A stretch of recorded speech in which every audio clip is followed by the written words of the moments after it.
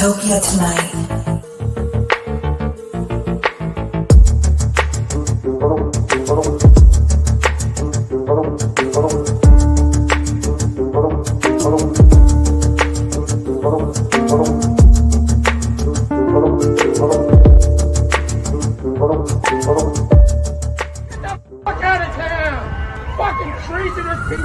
Dystopia tonight. Hey, what's going on, man?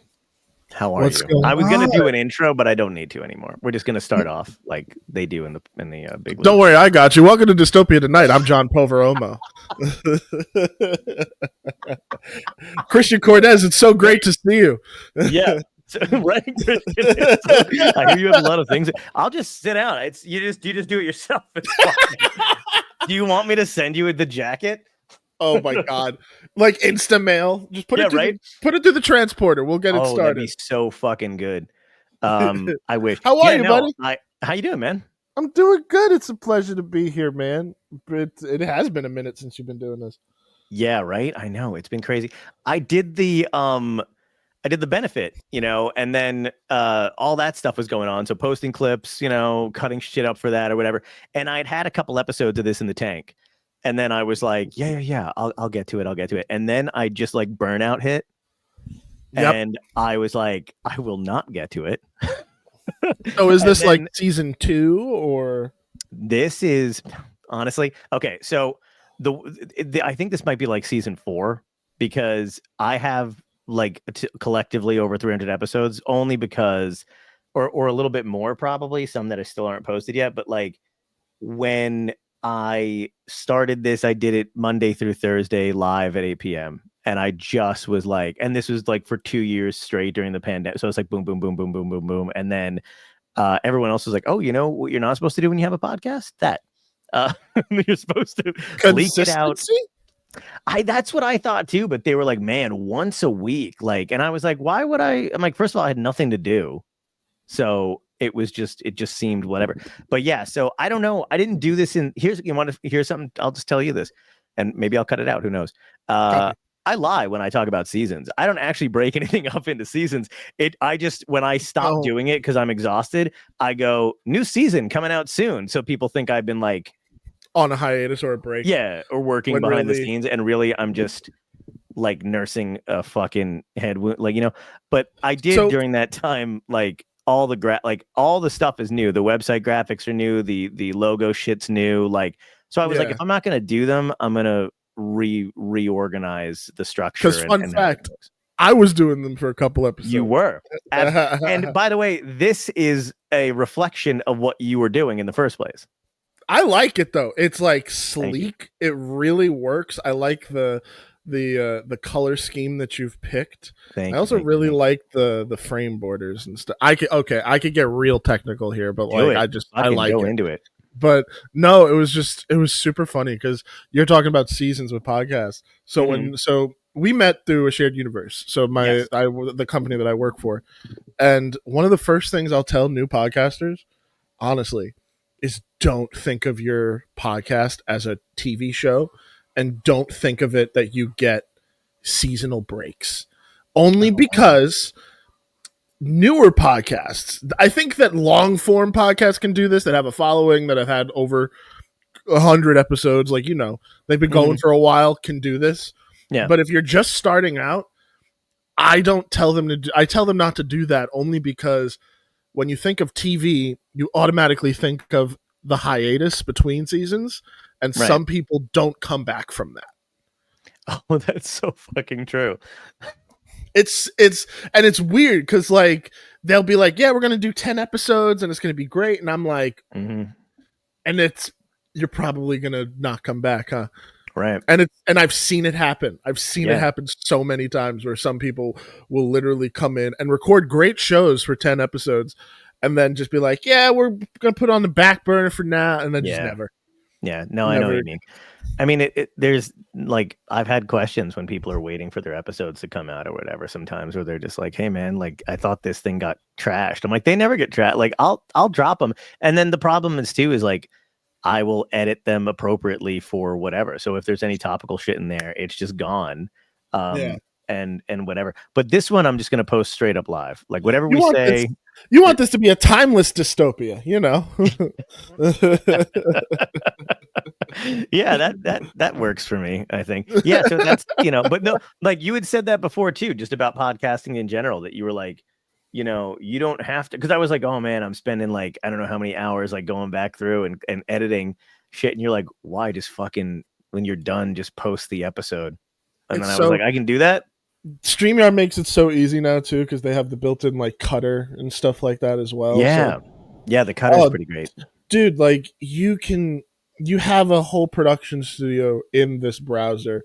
Shout out to StreamYard. Thank you for your sponsorship. Yeah, but also fuck you for raising your prices.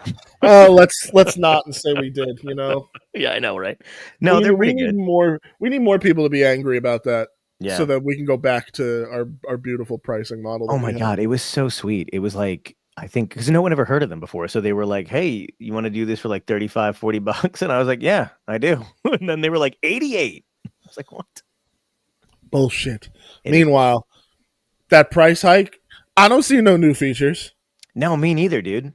I don't see nothing. I see maybe like an adjustment of the layout itself. Yeah. But beyond that, I don't see shit. Yeah, they could do it's like an Apple thing where they can suddenly do the same shit that every other fucking service had beforehand. And they're like, like when Apple used to do that thing where they'd be like, now you can take photos. I'm like, everybody's had a camera phone for like fucking, how long? Like Android forever, baby. Oh, you son of a bitch. You green bubbled bastard. Well, you know what? I'll tell this just because it's very, very funny. I was in a group chat once, and Kevin Smith was in it, and he goes, "Who's the fucking green bubble?" And I was just like, "Fucking Christ! Oh no, why?" Right. So I've accepted that probably I'm gonna have to get an iPhone at some point. Yeah, but the only reason that I think about the justification, it's the camera. Yeah, that's but iPhone cameras are like, I mean, you don't even need a regular camera to shoot shit anymore. It's crazy. Didn't they shoot a movie recently just on iPhone? Yeah, 28 years later was entirely shot on an iPhone. I haven't seen the movie yet, but I have seen the movie shot. I saw it. And I've also like heard from it. It's not great. Like I won't. I'm gonna. You know what? I can't spoil it, but let me know what you think. I will. You know what? There's a huge dong in it though, so there's that. Yes, yeah. I'm gonna go hop to the theater right now. All right, this is my warning to you. This is my. There's just a huge zombie. If you were a real friend, you would send me timestamps and everything. Be like, Christian, at the hour and 2-minute mark, zombie dong. Yeah, sorry. I thought it'd be weird if I whipped out my phone and took a fucking like a photo. Hey man, just thought I'd send you the zombie dick. Let me tell you, Zombie Dong sounds like the weirdest fucking punk band. Like they would only play songs that have one word in them, and it just repeats. Oh, it's like Slayer, Slayer, like that's it, just that on repeat. That would be fucking phenomenal. I would listen to it. So, what have you been up to, dude? I know you've been crazy, running around, busy, but like, what's your well, we were shooting this shit a little bit beforehand. I've just got off. I'm working on my first feature film. Not as more as a hired gun than anything. I'm doing production sound for this movie called Last Summer. Shout out Starcross Studios. Plug. Nice. But that's been super fun. Like it's definitely a film made in the vein of like Clerks and all those kind of things. But they're taking that concept. It's a coming of age thriller set across the Jersey Shore, and I'm like, I like this. This is really fucking cool. Yeah. And it's my friend Alicia is directing it, and my buddy Ryan was like, dude, you gotta hop on this. And I was instantly like, you know what? Yeah, this will be fun. And this was our first weekend, and just, dude, I know I had a pod with you today, and I had to push because I had to get food for my dog, but I've literally spent the whole day just sleeping. I'm exhausted, but I love being on film sets. It's so fun. Like, there is nothing better than like sleeping the fucking day away when you know you spent like however long doing exactly what you want to be, you know? Yeah. Like then it's a good tired. Then it's like, oh man, I've been as creative as I fucking need to be, and now I can just rest. No, 100%. It's the vibe. It's everybody here is trying to make the best thing possible Right. under the specific circumstances. Here's the only thing I'll say: recording sound at the beach sucks. Oh, dude, I can't even fucking imagine. How many Bro. Guidos do you have to fucking edit out? It's not even Guidos. We were in like a small. I can't speak spoilers of the thing, but we were shooting in Union Beach, and it started as overcast, and there was barely any people, and I was like, dope. But then the sun came out, which is why I look darker than sin today. Like the tanning that I got, like just ridiculous. But then the funniest thing is that I didn't get a proper tan from the shirt I was wearing. I got like a fade, and I didn't know that was possible. I somehow managed to get a sun fade, not a sun tan. But then the day started getting progressively busier, and the waves got louder, and the wind picked up. So just yeah. God. No, I understand that. I wouldn't wish that on my worst enemy. Goddamn. But I love doing it. By the way, is just hilarious though. What? Because like Italians tan to the point where it's almost like a race issue. Like it could get like if I walk outside for too long. Like if a piece of anything happens to like it's vibrant, man. Like it's just insane how, because you're like, oh cool, like I was outside all day in the right, you know, in the light, and then like if a fucking shadow comes across a part of my body, it's like fucking a headlight, you know, just so white. I'm just like, what is happening? So it is. I totally, I can relate to the point where you're just like, oh my god. Like I used to walk outside. Like I got accused one time when I was younger, of blackface. Work. What? I just was like blackface. yeah, that's what I would like to announce right now. You know, you fucking dick. I said I was posting this whole thing, and now I have to stick to it. And you fucking do that shit? No, well, no, not that. I like,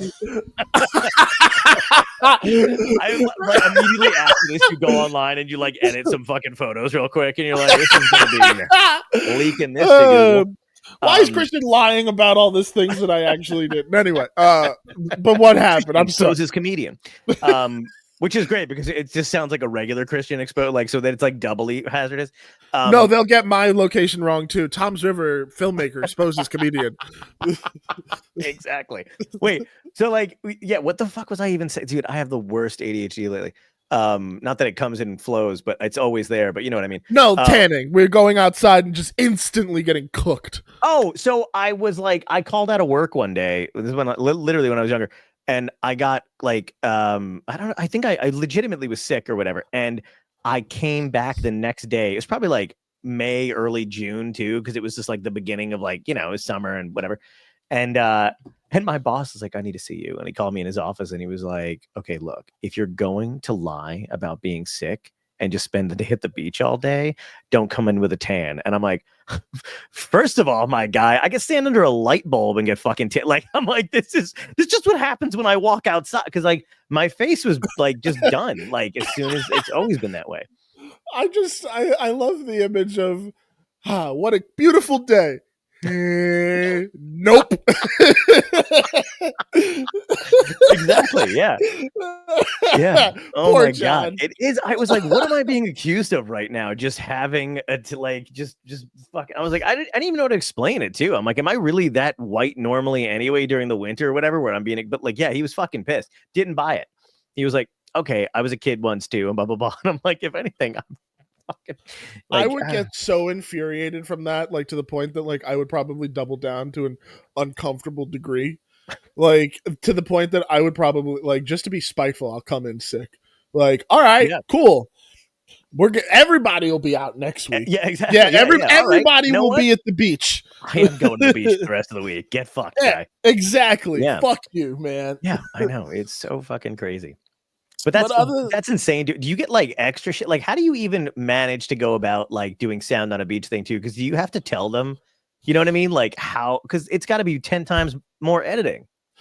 So it's a small film, but I stories for another day. But at the same time, like they had, like I had to have them understand. Like, by the way, what every podcast host wants to hear: stories for another day. Oh, good. We don't have. No, like this is their first weekend shooting, and it was awesome. Yeah. But like, it is a tiny crew. Like the same people are gonna then go edit it and do all the things. Right. And it's just one of those situations where it's like there's only so much you can do in the wind. Like even in general, like. I don't know what was going on, but like with just the luck of the draw with some of these locations, but like we were in the middle of the woods near Jackson, and I was just like, okay, sound's gonna be great. It'll be so quiet. Fucking gunshots and fireworks. I was just like, are you like somebody cosmically is fucking with me? And I like somewhere in the cosmos, my dad is just laughing his ass off, like like I'm just messing with him.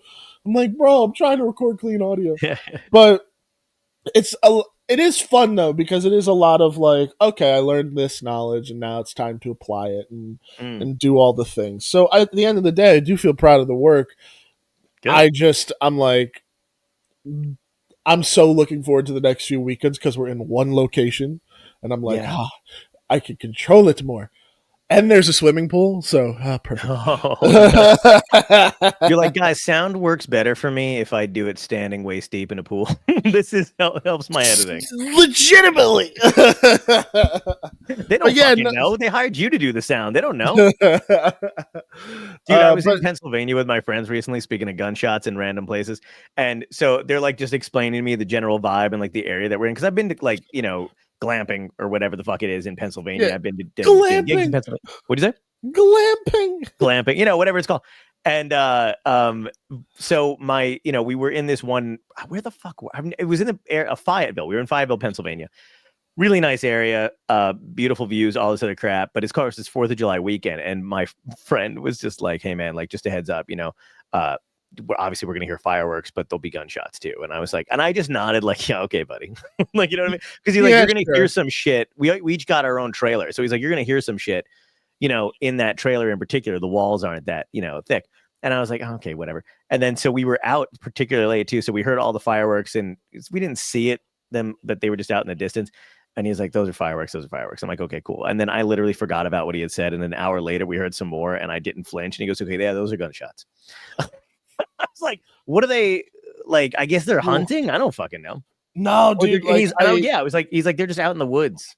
Yeah, exactly. Like, and what was really funny is that to prove what kind of area we were in, someone on set was like, look, even this house that we were shooting at has their own little shooting range right here. This is just what they do in the woods when they're bored. Yeah. And I'm like, just while we're shooting, like, come on. But like, the fireworks were in the distance. The shooting across the street. Right. So you can tell the difference. Yeah. So I'm like, oh, do you want a gun? No. Yeah. Mm-hmm. Censor that part? I'm posting this right away. So do you Yeah, come to my house and find out.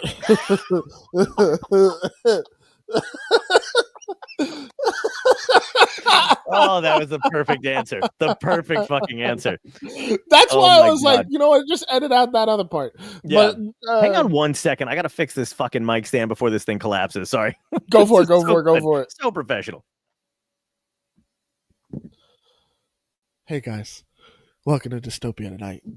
John Proveromo is indisposed right now, so it's me and you, just talking, hanging out. How you doing? I hope you're well. I hope you're having a grand old time. John's gonna love editing this one. What's going on? I thoroughly enjoy the ASMR you're giving me. Like I was like, I might not come back if he just bams through this whole thing. I'll strip down. I'll get in bed. I'll be fine. I can just do this. That was beautiful. Oh my god! I did an ASMR thing as a joke once, and people begged me to do it again. as a like I just did it as a reel, like as a sketch when Trump got when the 90-something list of indictments came out. I read them as an ASMR. Like I was just like, hey everybody. So first on the list of indictments is But now was it randos that were asking for it, or was this your friends? Because no, I would feel like randos, like people like like and my friend. You know what's I wish I could say like no, my friends all came together to support, and they don't do that. I don't know like you know what pisses me off is when I see shit like it'll be like Adam Sandler and it's like his buddies came out and rented him a play, or whatever the fuck, you know what I mean? Like all these comedians and actors, or whatever, who have this like extensive money. like appetite money. That's I like how you're trying to describe like have all these things, and I'm like, bro, it's money. It's just money. It's absolutely true. It's an unprecedented amount of money because they're always like, in my youth we were struggling, and then you find out their parents own ketchup, like all of it, not just Heinz. It's like the entirety of ketchup. But yeah, no, like, and I just like, I mean, I have a close knit group of friends and they're very supportive or whatever. But it is kind of funny when I'm like, they're not. You know what's crazy about our generation? And I think I'm gonna do that. I'm gonna throw you in there too, even though we're not. I don't know if we're the same age or not, or close to. I just turned 30. Fuck me. On today's episode of Dystopia Tonight, John has an existential crisis. It's fine. Somebody told me I look 36 the other day, so I'll take it. Wait a minute. Before we even move forward, are you wearing a Quest for Camelot t-shirt? No, I'm wearing a Tears for Fears t-shirt. Oh my god. I'm gonna go. You know what? I am the Wizard of Oz. No, I like wearing band t-shirts that I was probably conceived in. It's nice to, Good God. What the fuck were we talking? Oh, Friends. Yeah, Friends. So, having friends. No one's gonna get that reference.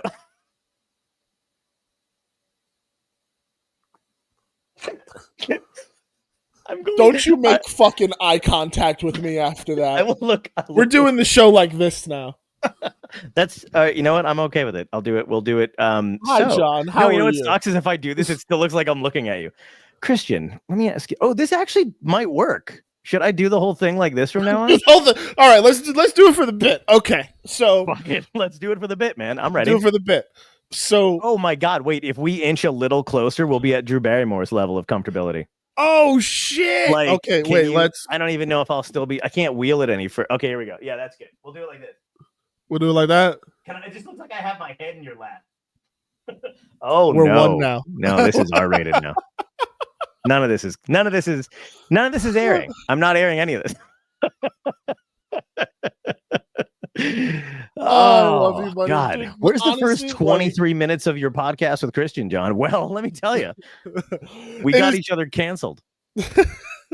But it's only because it is honestly because I don't see you that often and I don't get to play the catch-up game. I know, so dude, I'm just having so much fun just bullshitting that I'm like, oh yeah, this is also an interview. I should be like somewhat professional. Fuck the interview. You know, that's the other thing too, is like I like it. Like I'll ask you all the proper questions. Don't you fucking worry about it. But I do like, this is what I enjoy more than anything else on these podcasts. And it's hard to do sometimes because like some of the, like, if I get like bigger guests or whatever, no offense, I'll like they. I'm not that big, okay? Oh, I'm working on it. Really? Are you you trying to bury me? Fucking Christ.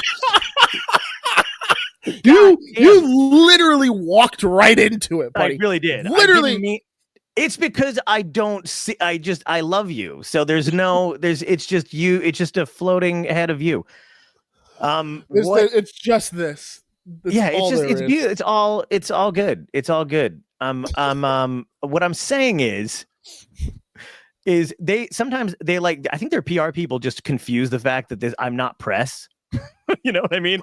And they're like, they like send me like a list of bullet points and shit. And I'm like, dude, I don't know what the fuck I'm doing. We're literally just like, if it's fun for them, I'm really glad it is. But like, I don't want them to cry. Like, I'm not gonna, whatever. It's fine. Oh, it's sometimes with, and I bet you've encountered this. You won't have to name names, but like it's literally sometimes it's like pulling fucking teeth with Oh, interviewing dude, certain you know I'll people. name names. That's the problem with you saying you don't have to name names. Well, just add censor bleeps. Yeah, But really. no, you know what? Making a guest comfortable enough to like get to this point, I think, is also kind of an art, which is Yeah. why Craig Ferguson will always be one of my favorite talk show hosts. I Absolutely. loved how at the beginning of every single interview he would just crumple up his list of questions, throw it away, and just shoot the shit with these people. Exactly. And sometimes did the interviews make much sense? No, but that just made me engage with it more as people. Like like that's more entertaining for me. People always ask, like, I have friends who I know are particularly like list oriented, type A, whatever, and who definitely want to know, like, what do you do, like, how much prep goes into and all this other crap. And trust me, like, if you know, depending on the guest, yada yada yada, if they've got something coming out, I do my due diligence. If they send me books, I 100% fucking read them. Sometimes they suck, but I have to do this. Oh yeah, but like you know, sometimes they're killer ice cream truck movies. And sometimes they're fucking killer ice cream truck movies. And I want to absorb every piece of it. But yeah, it is like, and then, but the rest of the time, it's just, I'll ask something. If they go off on something else, I don't, you know, I interrupt and I go, hey, what the fuck was that about? And then hopefully we get into something cool. It's the mutual melding of ADHD minds. Exactly. Can I tell you who was fucking awesome? Who? Tim Matheson. You know, that doesn't surprise me. That doesn't surprise me. He, like, I mean, and by the way, I was on, like, I think I was just really excited to have him on because we've been trying for a while, and I'm a huge West Wing fan, and and he's been great in like Tim Matheson. Johnny Quest, man. He's Johnny Quest, so he was great in like everything he did. And then, I was off the fucking wall, bound, like I was just like, bah, bah, bah, bah, bah, bah, bah.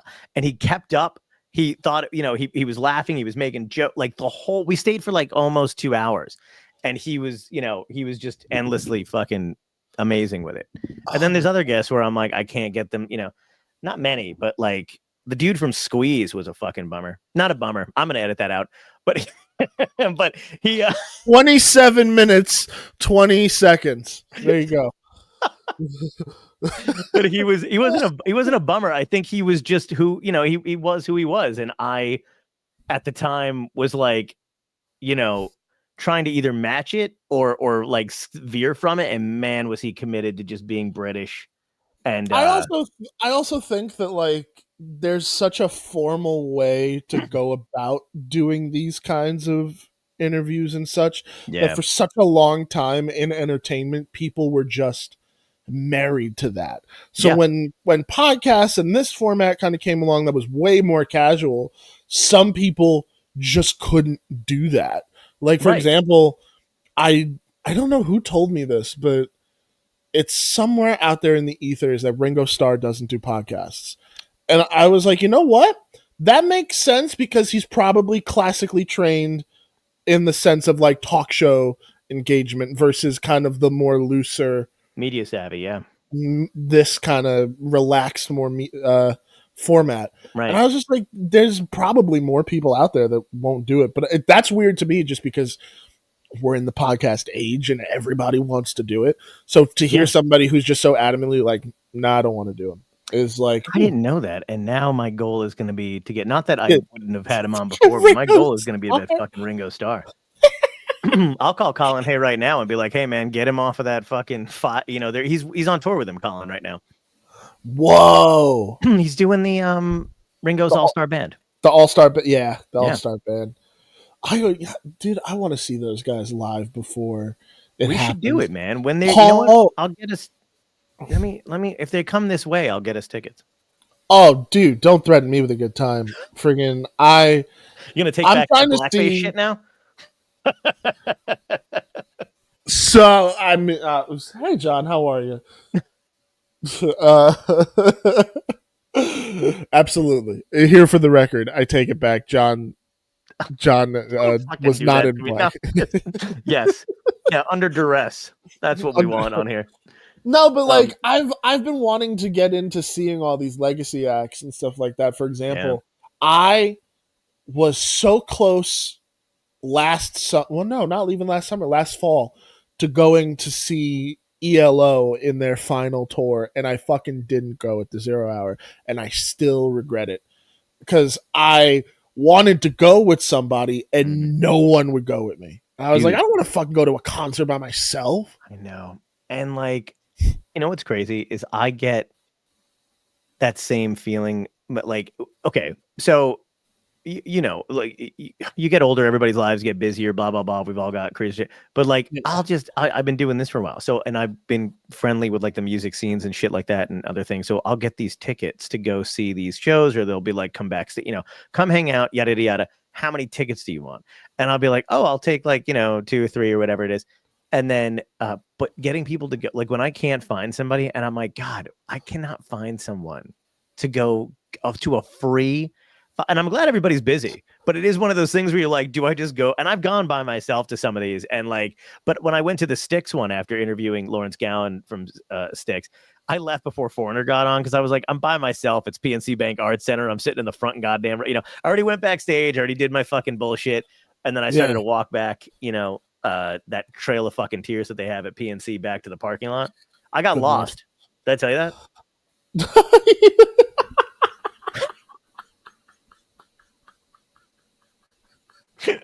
Because I don't. You've been to the art center, right? Yeah.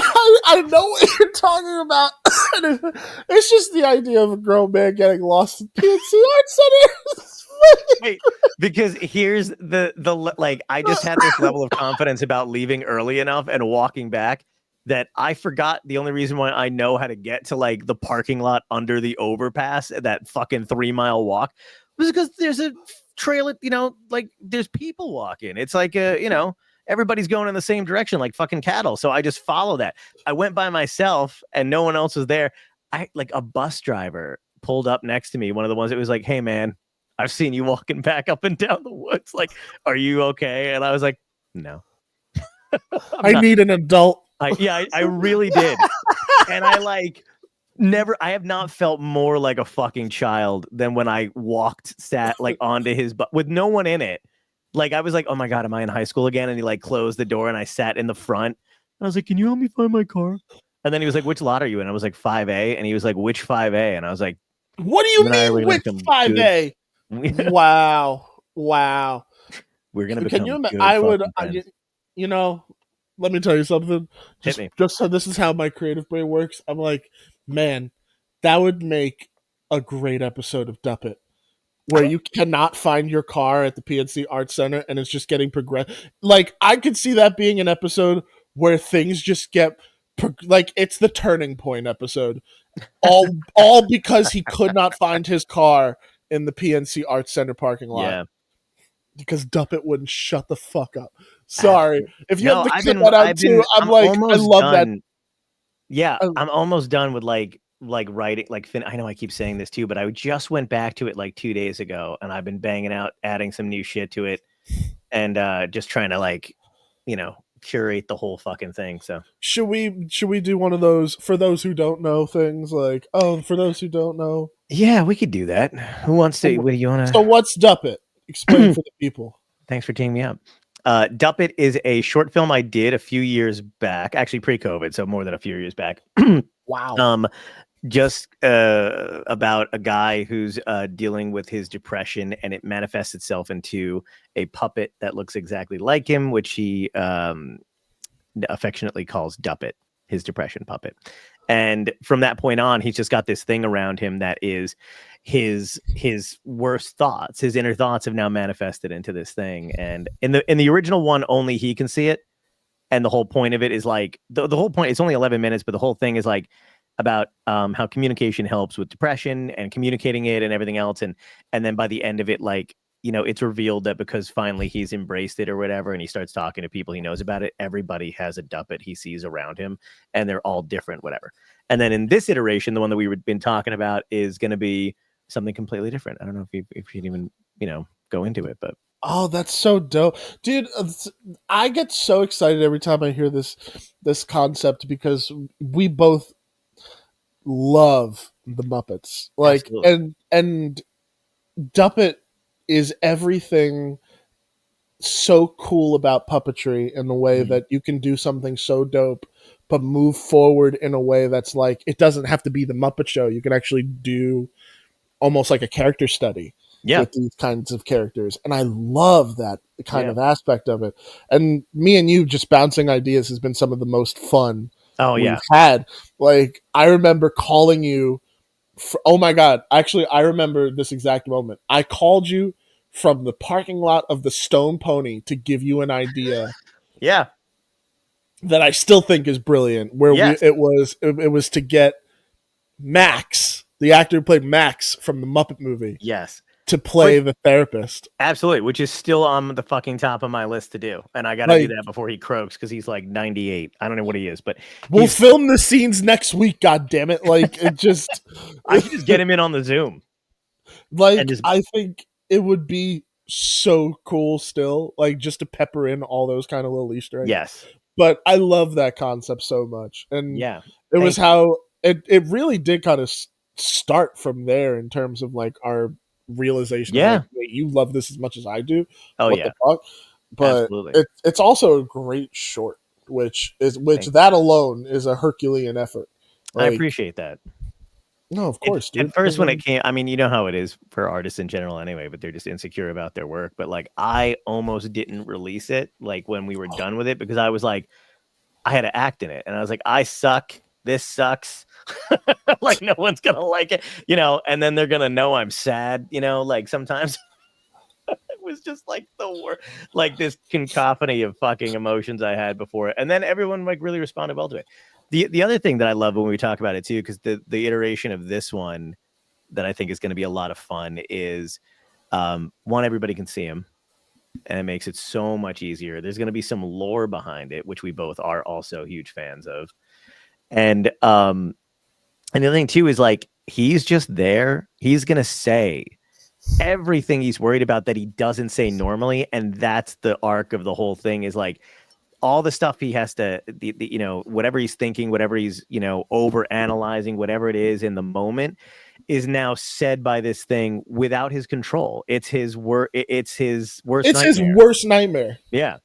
Like, and I just like the idea of like his friends being like, so how does this work? Like this guy, like if I tell you something, he's gonna actually say like please don't. You know, I just had this vision of somebody being like, when we were hooking up back in, you know, blah blah blah. Were you real? And it's like he's just like, you know, whatever the fuck it is, I just don't know yet. But that's how cool and expansive the idea is, and then especially at the core that everybody has a Duppet is like, dude, you could. It's almost like you could do one season, or it's almost it could even be an anthology. Every season is a different person with a different Duppet. Like, did I tell you that? Because that's exactly what I wanted to do. I wanted one season to focus on. This is just really so I don't have to act in it that long. But like this, like I wanted it to be like I'm so lazy. There's like I was like it'd be great to develop, you know, start out with the one character, develop a thing or whatever. But then the next one is another character that you love that you kind of get to see flushed out as the season goes, and then the next season continues through that person's point of view, almost in the same way, you know, like how Scrubs, it was always Zach Braff's, you know, point of view, and then they did that one episode where it switched. It was different. Yeah, great episode of Scrubs. Oh my god, I know that Scrubs is fucking one of my top 5 all time best shows, favorite shows. Oh, for sure. Yeah, great 7-season run. Yeah, 8. You're talking about 8 because the 9th season was trash. You hate the 8th? Wait, no, the 8th. Oh, does the 8th have My Goodbye? Yes.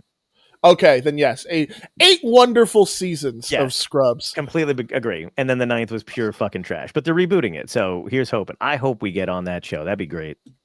Oh my god, bro! If I'm not ready for Scrubs to come back because I know how much it's going to break my heart, especially with one of the dudes being gone as well. But like also, just because of how real that Scrubs could get at certain points while simultaneously making you belly laugh. Yeah. Dude, that show made me like, it taught me how to feel. Like I know that sounds so corny, but I remember thinking like, this is the first time I've seen that balance of like pure hilarity and then conflict and then someone like just tears. Like it was just crazy. I made the poor decision of like watching that show after my dad had passed, Oh, and it was honestly kind of cathartic because it really did kind of helps me, especially with the episodes with Dr. Cox and yeah, his brother-in-law, recontextualize grief yes, in a way that I was like, whoa. But I again, in the same breath, some of the funniest fucking moments. Like I always used to love when they would just cut away to the most random bullshit. Like I always also love physical humor, so anytime that like like Zach Braff's character would like just hilariously fall out of frame, oh I god, was yeah. always a fan of. Like I Well, just dude, I was I just thinking loved about the it. one I the other loved it day so where much. the janitor's trying to convince Kelso he's crazy. And so Yes. Ted's in his office and he swings in and repels and grabs him, and Ted's hair juts out. I mean, I remember like the way you're laughing. I laughed so fucking hard. Oh man, it was so good. Yeah, It's so good. And and it the episode also with like you were talking about your dad, like the episode with uh, John Ritter when his dad dies. Fucking, you know, dude, beautiful, but like bored me. there's so many episodes of that show that are in the in the proverbial hall of fame of TV show episodes. Like Yeah, I'll be quite honest, I think My Goodbye is in like my top 5 of series finales. yeah, Like and I hope I can end a show that good. right, and Joshua Radin was on here, and we talked about it because that song that he plays is one that he played for Zach when they were in college together. Joshua, wait a minute. Joshua Radin, Raiden, yeah. yeah, Oh my god. yeah. And we talked about that, and he was like, "Yeah, that was a song I had written," and then he remembered it, and We're it's fucking great. we're skipping another Jonathan Raiden moment, and it's also one of their best episodes because of how silly Oh, it is. mm-hmm. It's the episode where all the Sesame Street Muppets show up, and Yep, he has this haunting cover of the Sesame Street theme yep. that I'm honestly getting goosebumps from. It sounds crazy, but No, that you're right. whole episode is about processing loss and how to deal Yeah, with that, and how that then relates to why the character was thinking about the Sesame Street Muppets the whole episode, who then appear in great moments. yeah, absolutely. Like it just Scrubs, I you mean, can't fuck up this reboot, please. I know. I'm worried about it too, but I'm also like, I think I'm hoping they just learned from that ninth season. You know what I mean? Like, I think they're like, okay. Also, Bill Lawrence has been on a great run. Ted Yeah. Lasso, Shrinking. So I'm hoping it's just. Was Scrubs his first show? I think so. Because here's my thing. I honestly, even though of course I'm not the biggest fan of the final season of Scrubs. Mm-hmm. I'm willing to bet that while yes, this new version is probably going to have OG, some new people, Yeah, and all that, with the knowledge that Bill Lawrence has now from the shows he's created with Apple, mm-hmm. I would love to see him tackle those characters from that season again.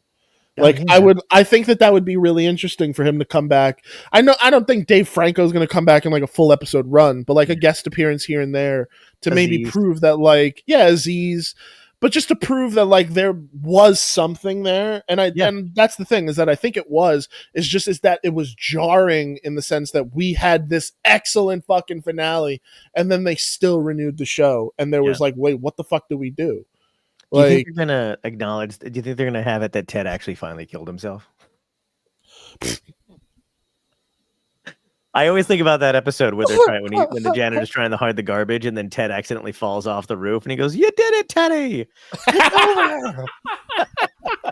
I think about that probably way too much. I don't know how they're gonna handle it, but I do. You know what I do think is gonna happen? I think we're gonna get a beautiful tribute episode where Kelso, of all people, is going to have like a full heart to heart moment that's probably either going to be by himself or overheard by somebody that he's like, I miss you, you know? It's going to be one of those kind of moments. Yeah. I'm looking forward to it. So they did just announce who's show running it, and it is past writers. It's Bill Lawrence is developing it, but it is Scrubs writers. And I'm like, thank the Lord. Okay. Yeah.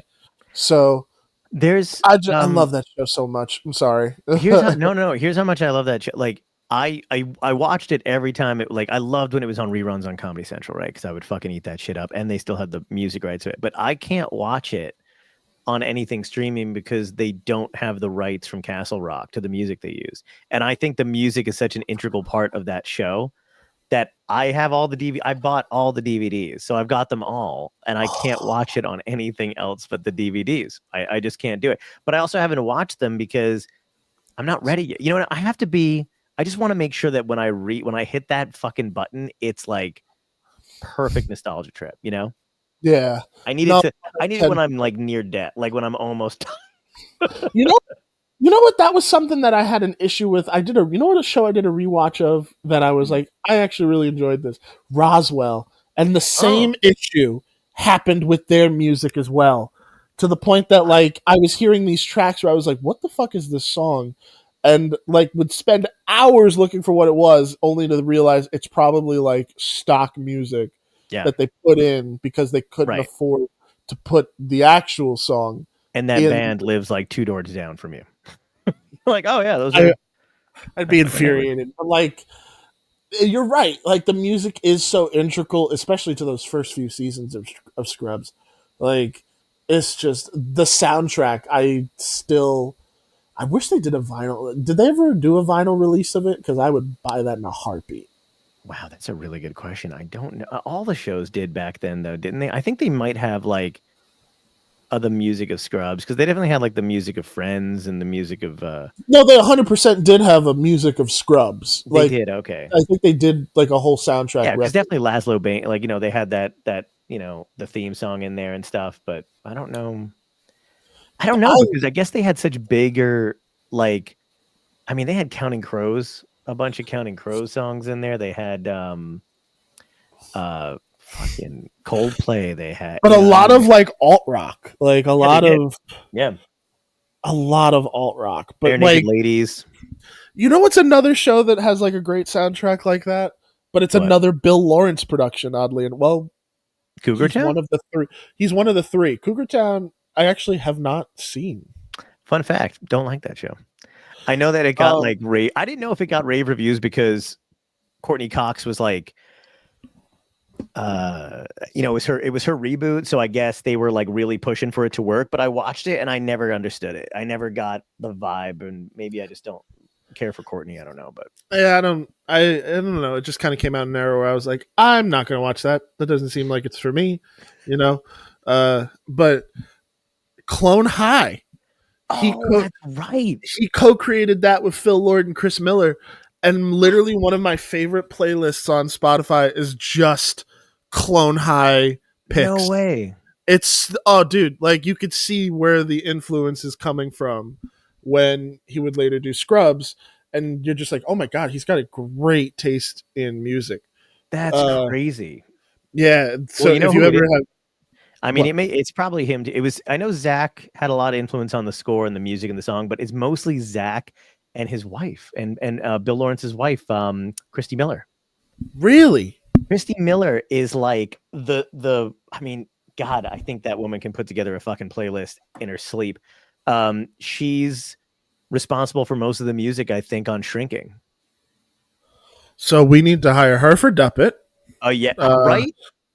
Like, make people cry with your playlist selections for our puppet show, please. Yeah, and her daughter, and her daughter's a musician though too. But Christy Miller apparently and Zach would like combine forces sometimes about music and shit and what should be in a scene and what bands they've heard. Like, there's somewhere floating out there. There's like an Instagram video or whatever of the two of them just talking about how they're choosing music for, because Zach directs some of the episodes of Shrinking and Ted Lasso.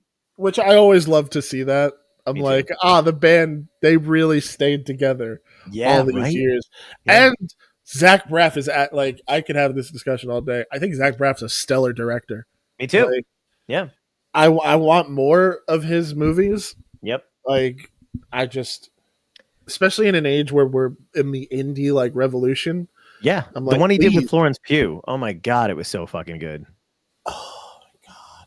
She's another actress, by the way, that legitimately, like, as soon as she does the pouty face, no matter what it is, what scene, or what movie, I'm like full on fucking like, I don't know why. It really, it's just hits me in a weird way. Can we get her for Duppet too, please? Yeah, well, let's just get all the best Let's get people. all the people for Duppet. Like, Yeah. but that's why that's why I love that concept so much, is because you're still highlighting universal themes, but you're bringing in an element of joy to also talk about it. Yeah. That Thank you. I think everybody fucking who doesn't like a puppet? Like, that's funny, It's the best way to translate all of it. And plus, even from Yeah. the first one, the amount of messages and responses I got from every aspect of like social media, whatever, wherever people wound up seeing it, was like they were describing their Duppet to me, which I was like, oh my God, like I didn't realize it was going to hit people this way, but it's kind of beautiful. Like now they're like, somebody was literally like, thank you for helping me figure out how to picture what I'm dealing with looks like. And I was just like, fuck. All right. And then of course never touched it again. But Oh, as I'm wont to do. you know what I just thought I'm not Christy Miller with my musical selections, but there's got to be one episode, maybe a finale at some point in Duppet, where everybody sings Just One Person. Do you know that song? Oh yeah, good call. Like, it's got to end the show. Yeah. Like, either end the show or end a season with that, and it's all the humans with their Duppets. First of all, fuck yes. I'll tell you what, another one I thought of that I like. Do you like 21 Pilots? Yeah. There's a song by them called I think it's Hype, or Don't Believe the Hype, or whatever it is. And one of the lyrics to it is, nice to know that my kind will be on my side. Don't believe the hype. And I always imagined at some point, like the puppets singing that or whatever the hell, like at some crucial point. But let me ask you this. Before comment on that too, but also, and now I'm just telling you what to do. I love that though. Like, that's, but comment on that, but also I need to know if that's how because you are a phenomenal filmmaker, writer. Do you often find yourself thinking of just like almost the ending of something before the fucking beginning, or like a chunk of a thing in the middle, and then 110%? It's insane to me. It drives me crazy. 110%. I think that you need to know your ending before you start. And I've completely, and here's the thing with writing, is that there's no real rules. There are guidelines, but there are no real rules when it comes to this. So there will be times where I have the whole ending in my head. For example, my next short, I knew where I was going with it. It was getting to that point that I was like, where the fuck, how do I do it? But then there are scripts and spec scripts where I wrote where I was just like, oh my God, that would be the coolest thing ever. You know what? I'll spoil this one just because I love it so much. I wrote a movie called Star Cars, and it's one of my favorite scripts I've ever written. Love the title already. It's about two friends who have the opportunity of a lifetime when they uncover the lost Bullet Mustang.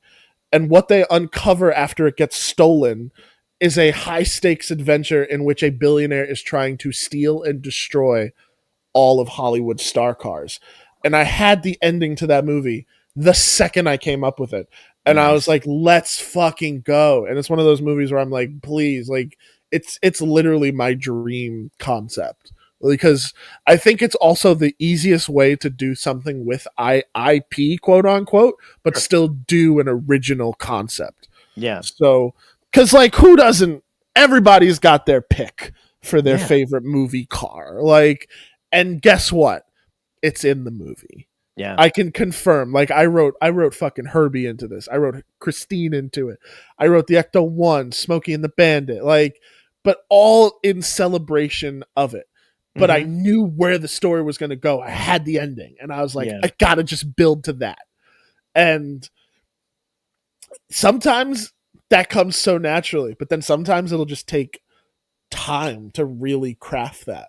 Yeah. Like, because sometimes it's not as clear as day, and sometimes that can be the most frustrating and sometimes even scary, because you're like, this could go anywhere, and because it could go anywhere, the possibilities are then endless. Yeah. And when it seems endless, it's like, but what is the best then in service to the characters, you know? Sure. Like not just personal wish fulfillment. Where does this arc then realistically go? Yeah. So it's tough. It really is tough. And I'll tell you why. I mean, by the way, all our shit's got just so anybody listening is like, oh, maybe we could like Duppet's trademarked, copyrighted. The whole fucking thing is so. If anybody, Star Cars, fuck off. Yeah, exactly. So, here, I'll tell you where I'm struggling. Not even struggling, but just like I started writing it. It's the beginning part or whatever the hell it is, and I wanted to flesh out a montage in the very beginning. Like in the very beginning of whatever this script is, it starts out as a montage, just kind of brief, just to wrap up explaining what it feels like to live with whatever depression the main character is living with, and then being out in public. So it just constantly switches back to him alone, struggling to whatever, and then also what it appears on the surface level. So it's just constantly struggle, surface level shit, out with friends, out in a restaurant, out at work, out in a whatever the hell it is, and then back to by himself in an apartment, in a car, and whatever it is, and just the level and degrees of emotional, turmoil he's going through or whatever.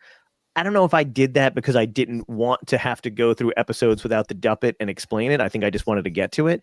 And then I wrote this thing, and the way the episode kind of flowed out, I was like, this isn't the beginning.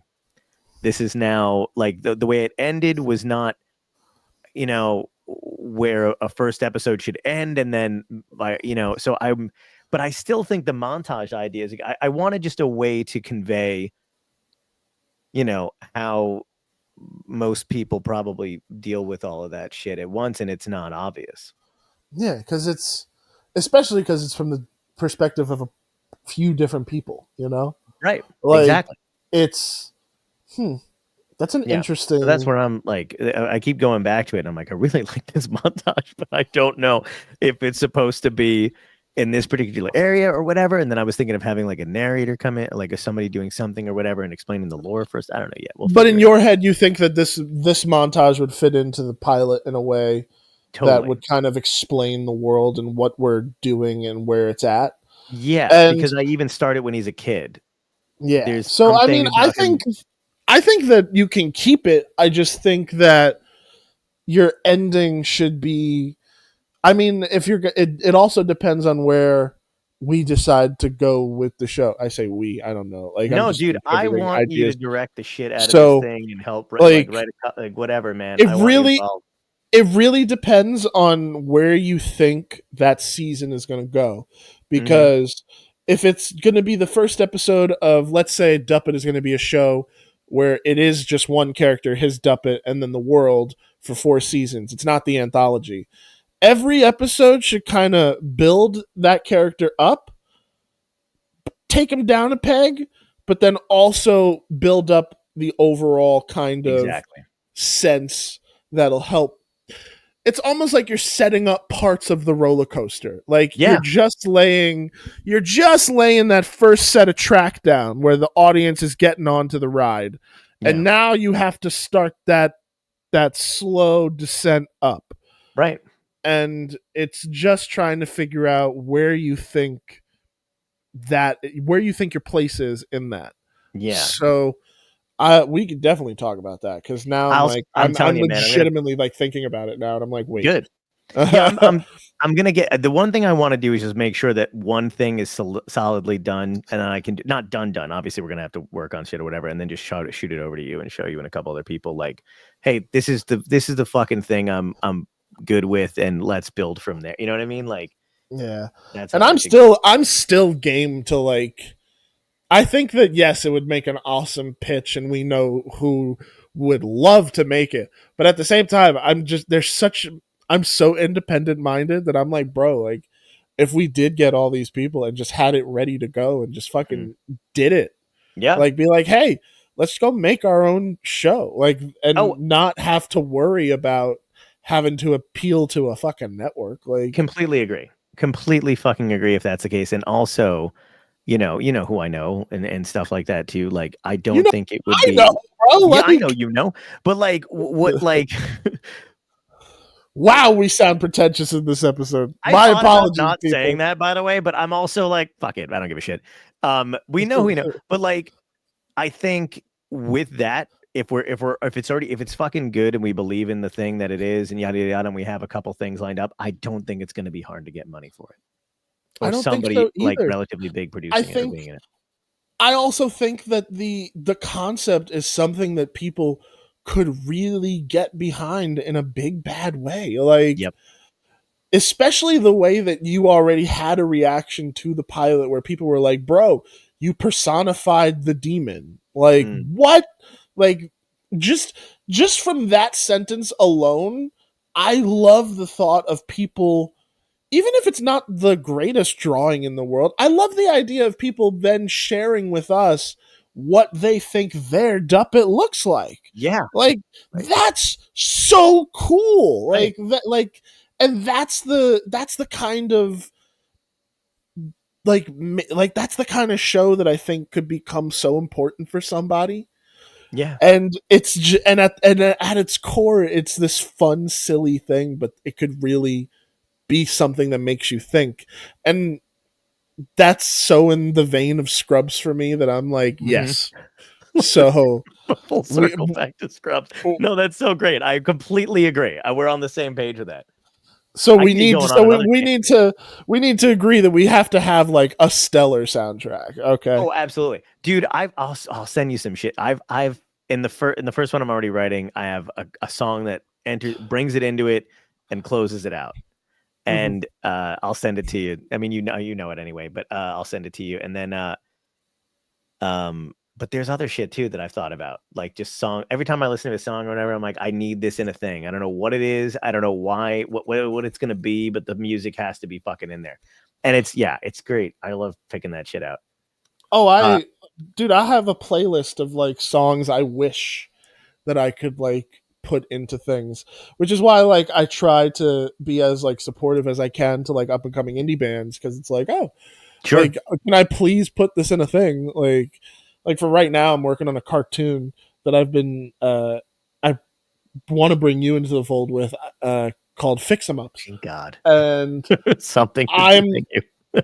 I wanna bring in like independent artists to put songs in for the episodes. Great. And it's difficult because like everybody's so used to the formal system about it, and I'm just like, I just want to put your lovely song in my stupid cartoon Yeah, no, I because it hear you. fits the scene.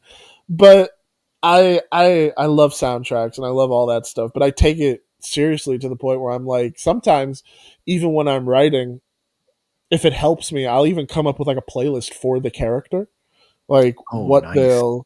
what they'll be like, what would they put in their playlist for the day, and that Very cool. sometimes does kind of help inform decisions. So it's something I would even encourage anybody to try, even if it sounds ridiculous to say out loud, but like it's you getting into somebody else's head versus being stuck in your own. It Right. makes you think like, oh well, what do they like? What do they like to listen to?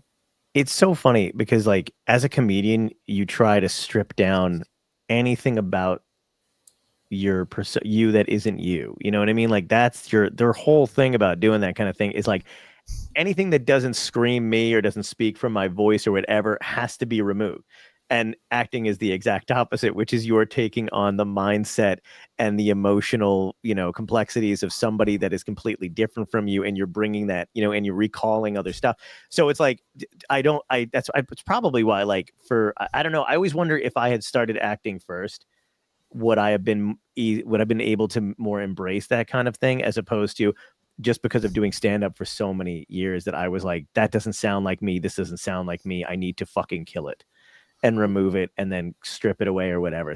But it's fun to like, I find it more like I would much rather lean into that more than anything else. Like I know I can't fucking really like I can't cry on cue, but you know. I'm not that talented either. No, there's a few people I know who are really great with that kind of shit. And then you know who I watched do it, and it freaking freaked me out. Our mutual buddy Johanna. We were we were doing our horror short, and she just started doing it for one of these scenes, and I was just like, "Excuse me."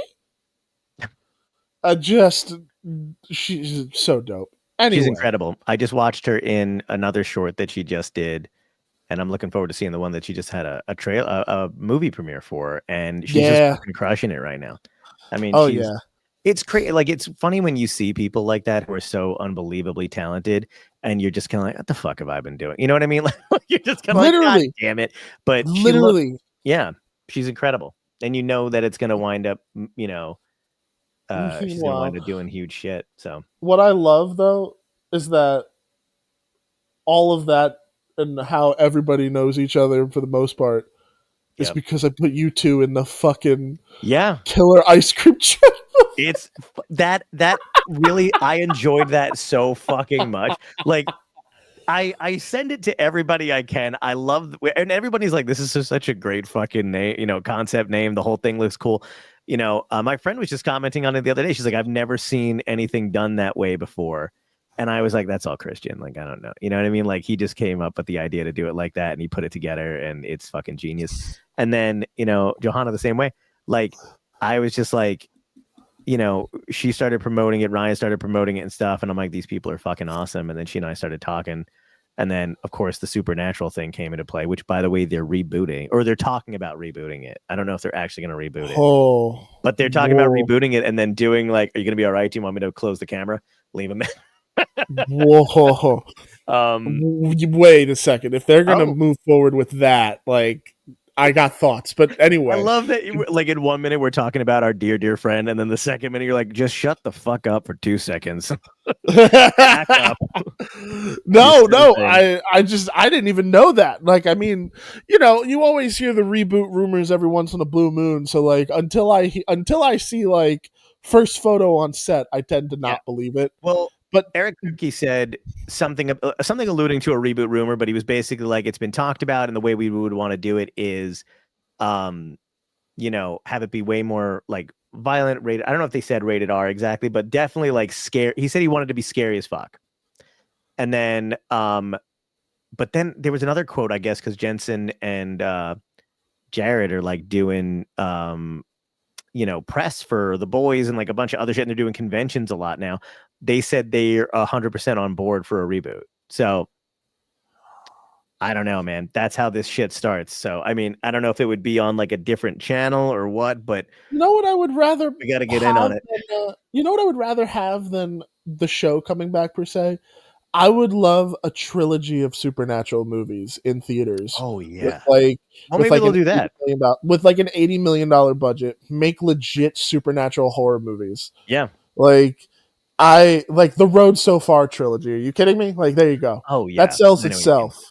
Yeah. Like I love that show so damn much. But like you, Johanna, and my other friend are the only 3 people on this that I know personally that I can text. Oh no, wait, maybe like one other friend. I don't know if she watches it or not. But like that I can be like just geek out about Supernatural shit too. Yeah, where are you, John? I'm on a hunting trip. Oh my god. I just we need I do have a question for you.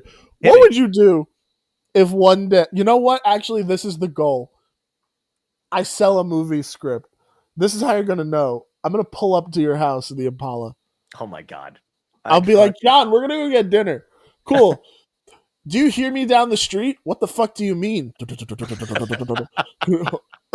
Looks out the window. No fucking way. Carry On My Wayward Son just blasting 3 blocks down. I'm like, is that Kansas? Literally. So good. And it's dangerous now because like I'm also just a regular. I love cars, so I will I get notifications for when they pop up for sale, and it's toxic. It's like Wow. I can't afford that, but I can afford that, right? Like I can't afford that, but I can spend $4,000 on a wreck, right? Yeah, no, Yeah. like just it's the back and forth. It's comical, Oh but man, I I found a love that. car. Oh, go ahead. No. I was just saying, I love Yeah. that the formula, the our little group just loves Supernatural so Yeah. much, like to the point that like it really is influenced in that script, and Oh, it was just I it's know. something I'm so proud of and happy with, and also directing you for the voiceovers was some of the most fun. Thanks, man. Oh, that's so sweet. Yeah, I had a blast with you too, and that's why like exactly why I was like, he's got to direct the Duppet stuff. Like, just be involved in every way possible. Like, it was fucking a blast to be directed by you. I don't care if I get so exhausted after it that I need a 6 month break. I'm directing the whole first season.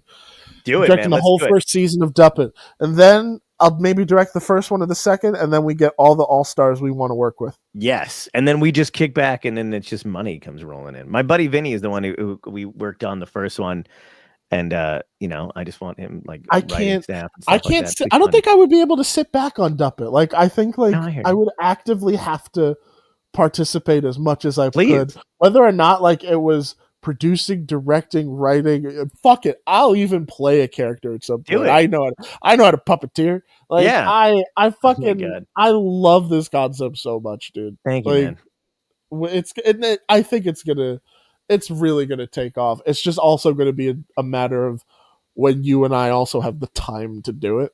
Fuck yes. Because you know what, I could say it now just because the paperwork has been signed. Because I'm legitimately doing it. Is that I now actually own the film rights to Waffle Code Willie, so we're trying to actively make that into a film. And I presented it to a buddy of mine as just like, hey, this is something I'm thinking of and I have the rights to. He was like, are you fucking kidding me? Like, we could get this, we could probably get this done. And I was like, are you like, that kind of shook me to the point that I've started actively writing it. I'm so But now psyched. I'm like, okay, with what time? And I'll squeeze in any moment of time to Yeah. dedicate to Duppet. So Oh, I we'll do double duty, dude. I'll help you do whatever you need for Waffle Cone Willie. I want to do whatever I can in that thing. Like, I don't know. absolutely. I don't even know what you need me to do, but I'll fucking do it. I don't know, but I'll do it. I don't know, but No, I'll I do it. I hear don't you, look the man. part of the character, and I can't cut my hair until maybe. I mean, not that I'm thinking about it, but like I definitely can't now until after October because I'm playing Jesus in a thing. Are But you really? yeah, yeah. Do you know Julia Scotti? The name sounds familiar. Really funny, very, very funny comedian. She was on AGT. She's a really good friend of mine. Um, she was the older trans comic on AGT. Like that's what the whole thing was like. She came out or whatever on basically on TV as trans, but she's amazing. And she used to have this thing she would write in her Facebook years ago called "I ran it." Like it's just like this ongoing thing. Like I ran into Jesus at Wawa today, and it would be conversations with a guy she believed was Jesus standing outside the Wawa, just leaning against the brick wall. And it was hilarious. It was sweet. It was hilarious. It was whatever. And then for a while, I drew the comic strip to that, and it was called fuck me, I can't remember. Anyway, Jesus, take the hoagie. yeah, Jesus take the hoagie. I don't know if it was like I don't remember what it was called now, and I just saw the fucking logo I built for it. Anyway, But she's turning it so into a play or a book, or she's I mean, turning it into a little 1 minute series that we're gonna shoot in October, and it's just gonna be a reel and like for reels or whatever. Because she just did this Showtime special a couple years ago, and now Comedy Dynamics is posting it, so she's kind of like blowing up, like getting millions of views and shit. And then she was like, "Would you be interested?" She's like, "Did you cut your hair?" And I was like, "Are you fucking joking?" Like, no, not yet. I mean, this in spite of everybody asking me to. And then I was just like, "Why?" And then she was like, "I want you to play." The Jesus character in the whatever, and the theme of it is that no one knows if he's Jesus. Like she doesn't know. They just have these. He seems to know everything. He's a little, all it's over the place. ambiguous. Yeah. Yeah, and he wears, I mean, I really don't have to do much. I just have to look like me and sit outside of a Wawa, and she buys me coffee and food. Like, it's criminal that but yeah. I love that concept, like Right? a Isn't it great? lot. Yeah, Hey, pass along. I'd love to help if you need any. dude, that would be crew. phenomenal. Yeah, I because no it's so legit. like they're little things. I'll do sound for that. You kidding me? Oh, fucking awesome, dude. You know what I just bought? I just bought these. I'm posting. I'm not going to show merch on this fucking thing while we're talking, because I am just going to put. I really like this. I forgot that we were even doing this, and I was like, "Hey, man, you want to see my new toy?" Like, and then Dude, there was a point in the show where I almost did the same thing when we were talking about soundtracks before. I legit almost went over to my phone to start to play a certain song, and then I realized I was like, "Wait, we're not doing just catch up. We're recording a show, and I can't just start have the rights playing to that song." Yeah, I just can't start playing music. This is my favorite quote. We're two halves of a whole idiot. Yeah. That is what I am naming this episode. Two halves of a whole idiot. I literally, because I'm just tossing it up, so I'm gonna write that down. Two halves of a whole idiot. Oh my god! Fucking hilarious. Oh my god, John, is that our production company name for when we make Duppet? Oh my god, that's fucking great. That's so much better than mine, which was gonna be just, is that a duck? Two halves of a whole idiot. And is that a duck is because when my comedy buddy BFF and I travel together, like, shit just happened. Like, we were talking literally in mid-sentence, and I just went, "Is that a duck?" And then I kept talking as we were driving, and she just couldn't, like, we were driving. Like, also, we're doing 85, so no, I don't know, but I was just like, "Yeah, blah, blah, blah," and another thing, this fucking comedy booker, blah, blah, blah. Is that a duck? Anyway, so, like, she was like, what are you talking about? And then we would constantly, like, the rest of the weekend, we were just like, every time we had started a sentence or whatever, just in the middle of it, we'd be like, "Is that a duck?" Anyway, so we're gonna eat at Bear Burger, So yeah, I was like, "Is that a duck?" Just made me laugh. Oh my god! I mean, hey, mine's arcade, but mine was always after some of the video games that my dad had when I was growing up. So arcade has always just been part of that. I mean, there was other names before that until I settled on that. But yeah, I like for just us, two halves of a whole idiot, because I could already see that, like, title card that would play at like the end of an episode, and it's like yeah, like just with dumb sounds. It's like, I generate that logo, buddy. We'll take the sound effects, like something clipped from one of these, and that'll be the background of the the sound that we hear, just us two being idiots. Did you get that? Yeah. Oh my fucking god, that's great. Oh, that's great. Sit, Ubu, sit. And then we can make anything under that banner that is just ridiculous as Duppet. It covers everything. Two halves of a whole idiot presents Waffle Cone Willie, the motion picture. Oh my god. Oh fuck, that is hilarious.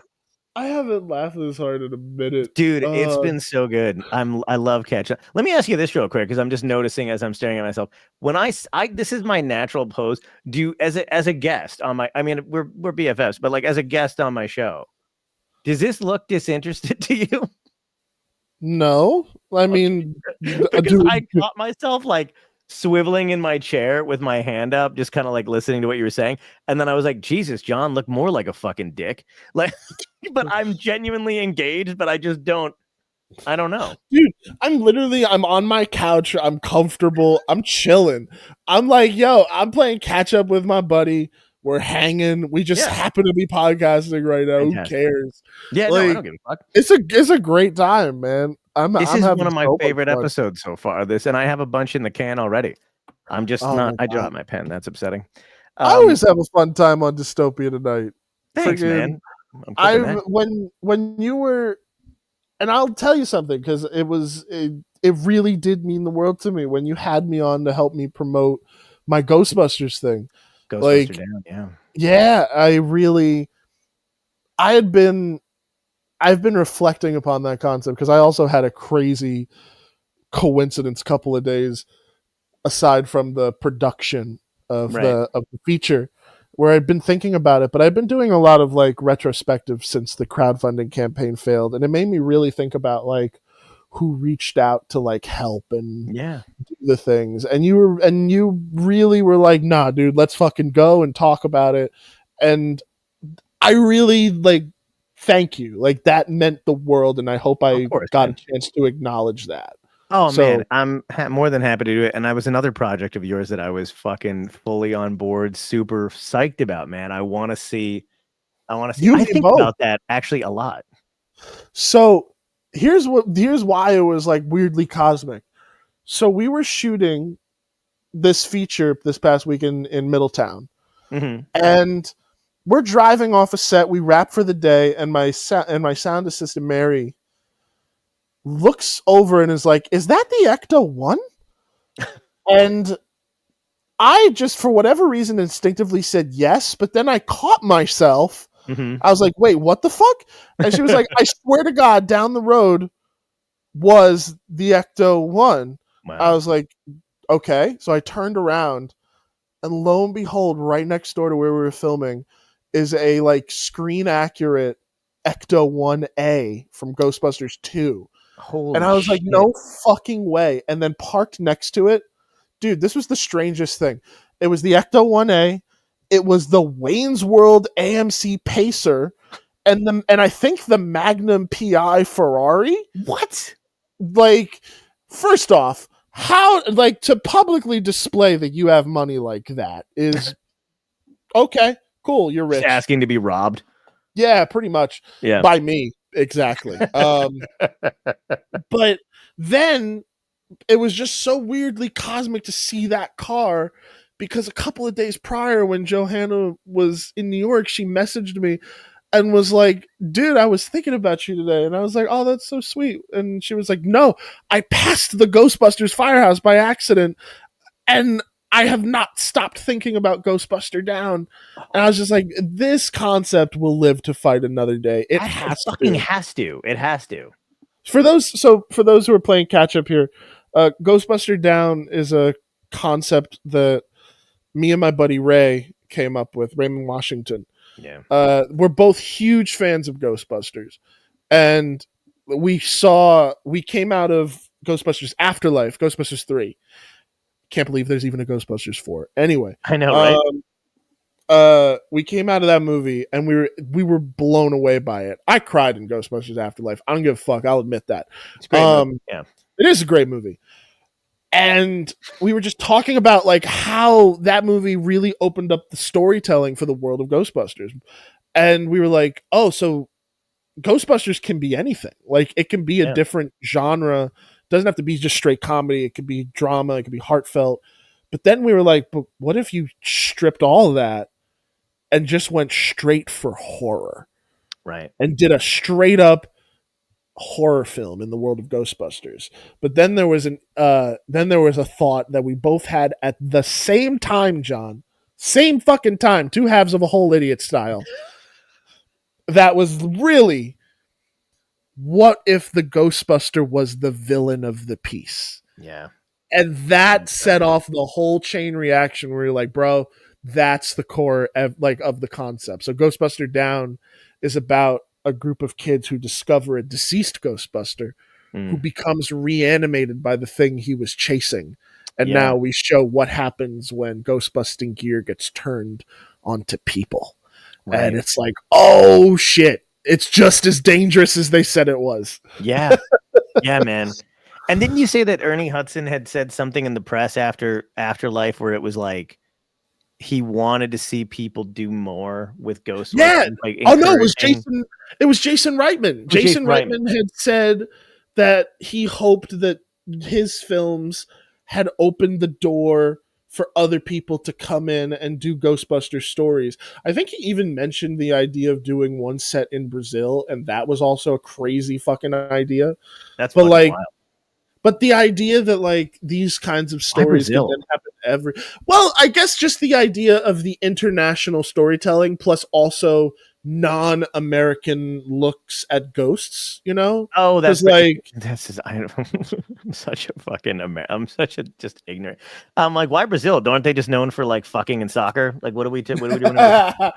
but like that's an interesting concept though, because then it's like because you think about the differences in our culture and you're like, Yeah. how does then that influence what a Ghostbusters movie could be? Because then I'm thinking like, what would a Robert Rodriguez Ghostbuster movie look like? Like a Hispanic one, Right. and like playing into like the myths of La Llorona, like all those kinds of things. And I want every franchise to have one true fucking horror movie. Like, I'm waiting for Marvel to do one fucking horror movie. Get a couple, three of your best characters, whatever. Put them in a situation they shouldn't be in. Right? I wish the closest fuck at everybody. The closest we got to that 2 times. Werewolf by Night. Yes, the special and the second Doctor Strange. Because the second Doctor Strange is just, especially in the third act, it's just straight up an Evil Dead movie. Like fucking 100%. And they botched the Wanda story, but they made her fucking creepy as hell. Like that whole thing of her, like all those scenes and shit. I was like, oh, cool, this is pretty sweet. But then, as much as I loved WandaVision, it just made me realize that, like, wow, you could have probably contextualized or recontextualized that concept into the Doctor Strange movie. Like, yeah, can you imagine if that same thing happened in that film, where then Strange had to escape Wanda's TV channel or something? Like that would have been whoa. She also said in an interview that she had told them, like, guys, we already covered this in WandaVision. And she said they just didn't give a fuck. Like, the writers were like, yeah, that's right. Oh, that's so annoying. Yeah, and I think she was at that point, she was just like, okay, this is my last one. I'm done. But I'm with you, man. Like, I think that horror, especially because, like, Marvel and DC really do have characters that could lend themselves well to that. Yeah. Like, it would be so fucking cool. It'd be so great. Well, also, I'm sure for you too, but like my favorite episodes of like anything, like TV shows when I was younger, was when they did like a Halloween episode, even if it was like goofy, creepy, and it was still whatever. So I'm like, just do that with your fucking franchises, with your characters. You know what I mean? Like, make it so like something, you know, I don't know, anything supernatural, whatever the fuck happens, and they have to like deal with it. That'd be great. Make it scary. No, 110%. Yeah. One of my favorite, that now we're thinking about Halloween specials. I remember, did you ever watch Hey Arnold growing up? Fuck yes, dude. I still want that room. Are you kidding me? I want a remote in a room like that with a fucking skylight and everything's controlled by remote control. The episode where they're exploring the house about the scientists that allegedly died there still creeps me out. Yep. Like especially because there's a great moment at the end of that episode where his ghost actually shows up, and instead of like being like stereotypically creepy, all he does is go up to Gerald and go, boo. And the way that they still animated it was creepy as fuck. And I was like, I'm a fan. I love when they do the creepy episodes. Hey Arnold had a bunch of those, actually. Yeah, they did. They were really good. They had a bunch of great like creepy episodes, and then they did like really deep fucking shit that I'm sure went over my head as a kid. Like, just looking back on that stuff was amazing. Do you remember the Christmas special, oddly enough, where Arnold was trying to find Homeboy's daughter that he gave up in the war? Yeah. What? This is a 90s Nickelodeon kid show.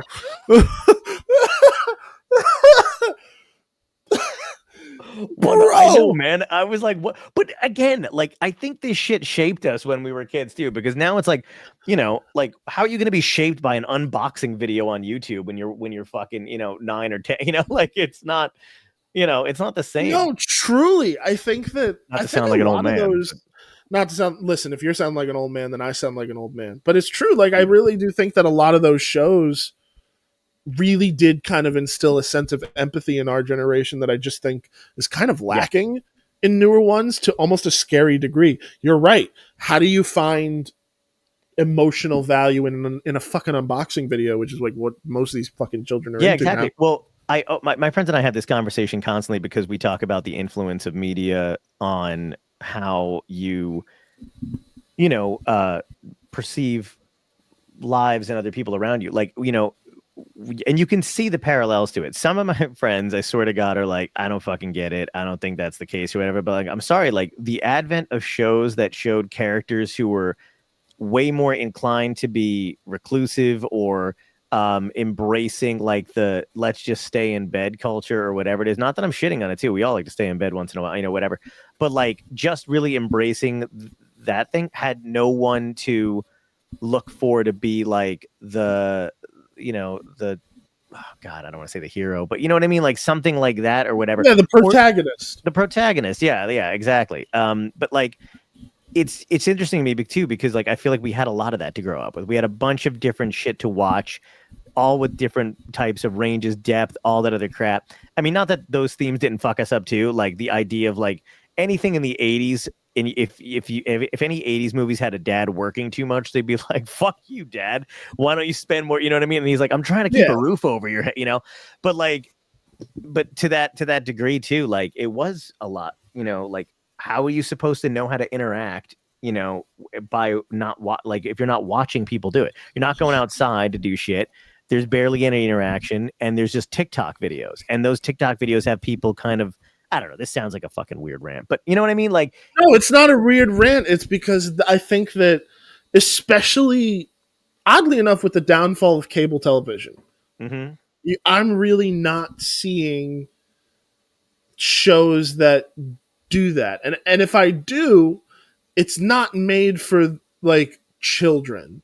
Yeah. Like I really do think that there's a specific age bracket where kids now just kind of become done with cartoons. Like, I mean, that happens to us as well, but more so in a way where it's like it gets written off completely. Sure. And I think with that also goes just the influence of what some of these cartoons meant. Because of course in the 80s, like there would be shows that would try and instill lessons, but most of the time these shows that were on the air were just glorified toy commercials. Right. Where when we grew up with Nickelodeon, we kind of had more character driven things like Hey Arnold, Rugrats, even sillier shit, SpongeBob, like all that stuff. And look at Doug too, like the turmoil of a kid going through, like, and also a dude who was journaling, which was just not something that we were, a diary was basically something, like if you saw it in a store when you were a kid to a certain extent was like for girls. But then there was a guy and he journaled all the time and he wrote in it and he thought his feelings and he was going through all the same shit, we were going through, and all that other crap too. But it was, I don't know, I think it was heavy themes. It was weird because now we're in a spot where if something were to come out like that, the generation under me views it as weird and cringy versus, it's me. And I'm like, that's the weird disconnect. Is that how do you try and help without seeming like the weird, cringy adult? We're just trying to be like, we get it. We're going through the same things. You just happen to have a different lens perspective on it. And somehow some people just haven't cracked through that yet. Yeah. And then like, I mean, I see this stuff too all the time where it's like, they'll go back in time and look at past cinema or whatever it is. And they'll just be like, what were people watching as children back in the whatever? And I'm like, shit that made us like feel no matter what. Like I was scared shitless at movies. Like, dude, Fern Gully scared the absolute fucking shit. Do you remember Fern Gully? Bro. Yes. Yeah. Come on. One of the best fucking movie, but also like the environment. Like I swear to God, I grasped the environmental message of that movie at the time. It made me want to give a fuck about or just learn more about whatever it was. And then at the same time, though, that fucking Tim Curry character scared the absolute shit out of me on a level that I cannot like. This movie didn't different movie, but it didn't scare me as much as it did inform me, and it's oddly relevant today. Bug's Life has a fucking message that literally holds up to this day in a scary way. Like, yeah, it could be argued that Hopper is a creepy villain, but Bug's it's Life is Andor. Dude, like I think that a lot of past media had a lot more faith in the intelligence of the youth versus now people just assume that they're all dummies. Where I don't think that that's the case. I think that they are a lot smarter and a lot more aware, which makes it harder to create these things without it seeming inauthentic. We're not gonna get into an age where we're giving a 17-year-old a TV show, like as something to create. But I think that it's got to happen soon, where something is going to come along that is just going to hit with the generation that hopefully will inspire empathy, because there's motherfuckers out here now who are saying like empathy is the weakness of man. Oh, and absolutely. I'm like, are you kidding me? Yeah. Like, and I hope that's not the. I mean, I don't. It's one of those things where I'm just like, is that just the internet being the internet and MAGA and all that other shit, or is it the general? Because I don't find, like, if I meet individual people one-on-one, I usually, or maybe it's just, again, who I, choose to associate with, surround myself with. Yeah, exactly. So I don't know the general vibe, but I know what you mean. If you scroll through social media whatsoever, but that's the thing about social media people don't understand is like there's just unchecked, untapped mental health issues all the time, and unfortunately, we tend to elevate that because the news media is lazy. So you don't know who you're, nobody's vetted anymore. You know what I mean? To a certain extent, where you're like, okay, who are we listening to? They just say something that they think is I don't know, whatever the opposite of a soundbite is when you're texting, like a soundbite worthy or whatever, and then they run with it, and then you're like, this person's whatever, and then you're like, oh, but are they, are they crazy? You know what I mean? Like, you don't know where it's coming from. And I feel I'm making sense, right? Like, I feel like there is this missing. I feel like there is this missing component in a lot of these things, and when I say the death of cable really kind of brings about this, is because you are right. A lot of what kids are consuming now is so unregulated. Yeah. Like Mr. Beast doesn't have the TV rating guild behind his videos. Like, they could be whatever the fuck he wants. Yeah. And I'm not using him as a specific example because I know that the argument could be made that he actually does some good. But like there's other people where we have no idea like what these people are listening to, and the things that even I found in my time when I was just discovering YouTube, like it's a vastly different space. But with cable, it was so regulated. What we were just talking about, like there were gatekeepers who were like, let's make sure that you know what the fuck you're talking about. Mm-hmm. And then we get these brilliant shows. So I think that, and just the simple fact that there were shows that let you be funny in them. But but there were moments that just weren't, like there were stuff and spaces in between that was just dialogue and how you would interact and handle a situation or whatever it is. And again, when you're growing up or coming of age and you're into that, like, it kind of helps clarify it. And it's also being written by people who've had these experiences. So it's not like, they're just doing it to make a 5-minute viral video or whatever the fuck it is. They're just real, they're trying to convey something to an audience and go, I had this experience, maybe you'll relate to it too. This is how I handled it. This is how or the best part too is you've had a horrible experience and you wish it was handled in a different way. So you write it and maybe you change somebody's perspective. You know what I mean? Like it's just all, it's just weird. You know what's wild? I just watched this movie on Netflix that I had heard about a long time ago. And then finally it just dropped and I was like, okay, I guess I'll check it out. And it was a really, really brilliant animated movie that ended up being about like how to process past trauma and stuff like that. I know what you're talking about. It's K-pop Demon Hunters, man. Yeah. This movie was dope in its approach to talking about how, because the spoiler alert, one of the lead characters is like half demon and how she's dealing with it as a demon hunter. And I the way that they were talking about it is obviously alluding to other things that is so relatable. And I'm Right. like, that's the kind of storytelling that I'm really appreciating more and more now. Yeah. That I'm like, I hope I can write a movie half as good as that. Like, I know what you mean, man. It's something that shit just hits you, and you're like, how the fuck did they put this together? And how can I do something similar with the pieces of my own fucked up life? You know, yeah, exactly. just to leave something behind. You know, just to fucking have it. You know, and then which is why Duppet is going to be the show. yeah, exactly, exactly. And then I can adios amigos off into the sunset. Until we do another thing, and then people will be like, until we do another thing, and then people will be like, it wasn't as good as Duppet. I'm like, fuck you. Oh my god, man! No, I can't wait. Speak it into existence. Speak it into existence. Agreed, man. Fucking, and again, talking about it again. I was just talking about it with Joanna, and I was like, you know, just talking about Duppet, and she was also like, this sounds fucking awesome. And then I was like, I really have to just put my head down and like fucking do it. And then she's like, fucking do it, man. We need to, and me and you, we do need to have just like a writing day. If you need help, like we'll figure it out. Like that'll be the day together in fucking general. I can't stay. Like it's one of those things where I'm like, we don't all live that far. Well, she's in Pennsylvania, but we don't live. You and I don't live far. No. Like, and yet, but we are busy. But at the same time, though, it's like still a diner, midnight, 1 a.m. Do you have 24-hour diners in LBI? That's a really God. What timeline am I in that I said 24-hour diner? I don't. No. Wait, no. I think I do. I think there's one by me. Yeah, on 72. Dude, if you know what, I will come at like 1 a.m, and we'll just hang out until like 5. I don't sleep and just fucking hash shit out.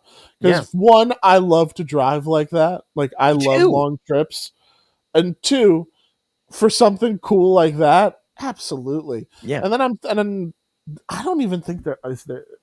You know what's really funny? There aren't any 24-hour diners that I could think of, but I know for a fact there's a 24-hour IHOP in my town. I'm always up for an IHOP. Are you kidding me? That was where I lived when I was like half drunk, not half drunk, more like blackout. But just wind up at an IHOP at 5 o'clock.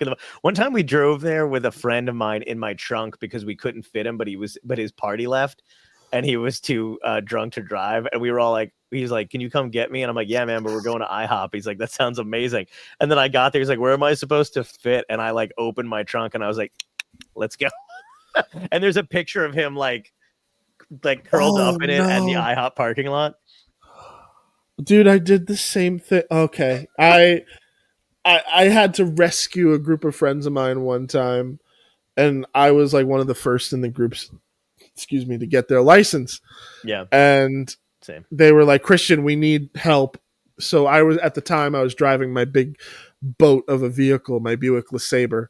So I picked everybody up, and the Buick LeSabre, especially the one that I had like a front seat where the middle console could be lifted up, and it basically would create a bench seat. Yep. So we fit 1, 2.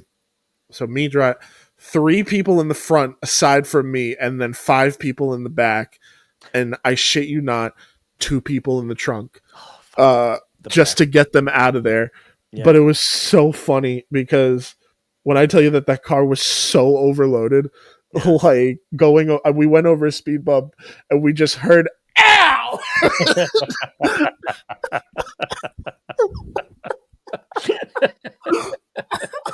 Oh my God, that's so great.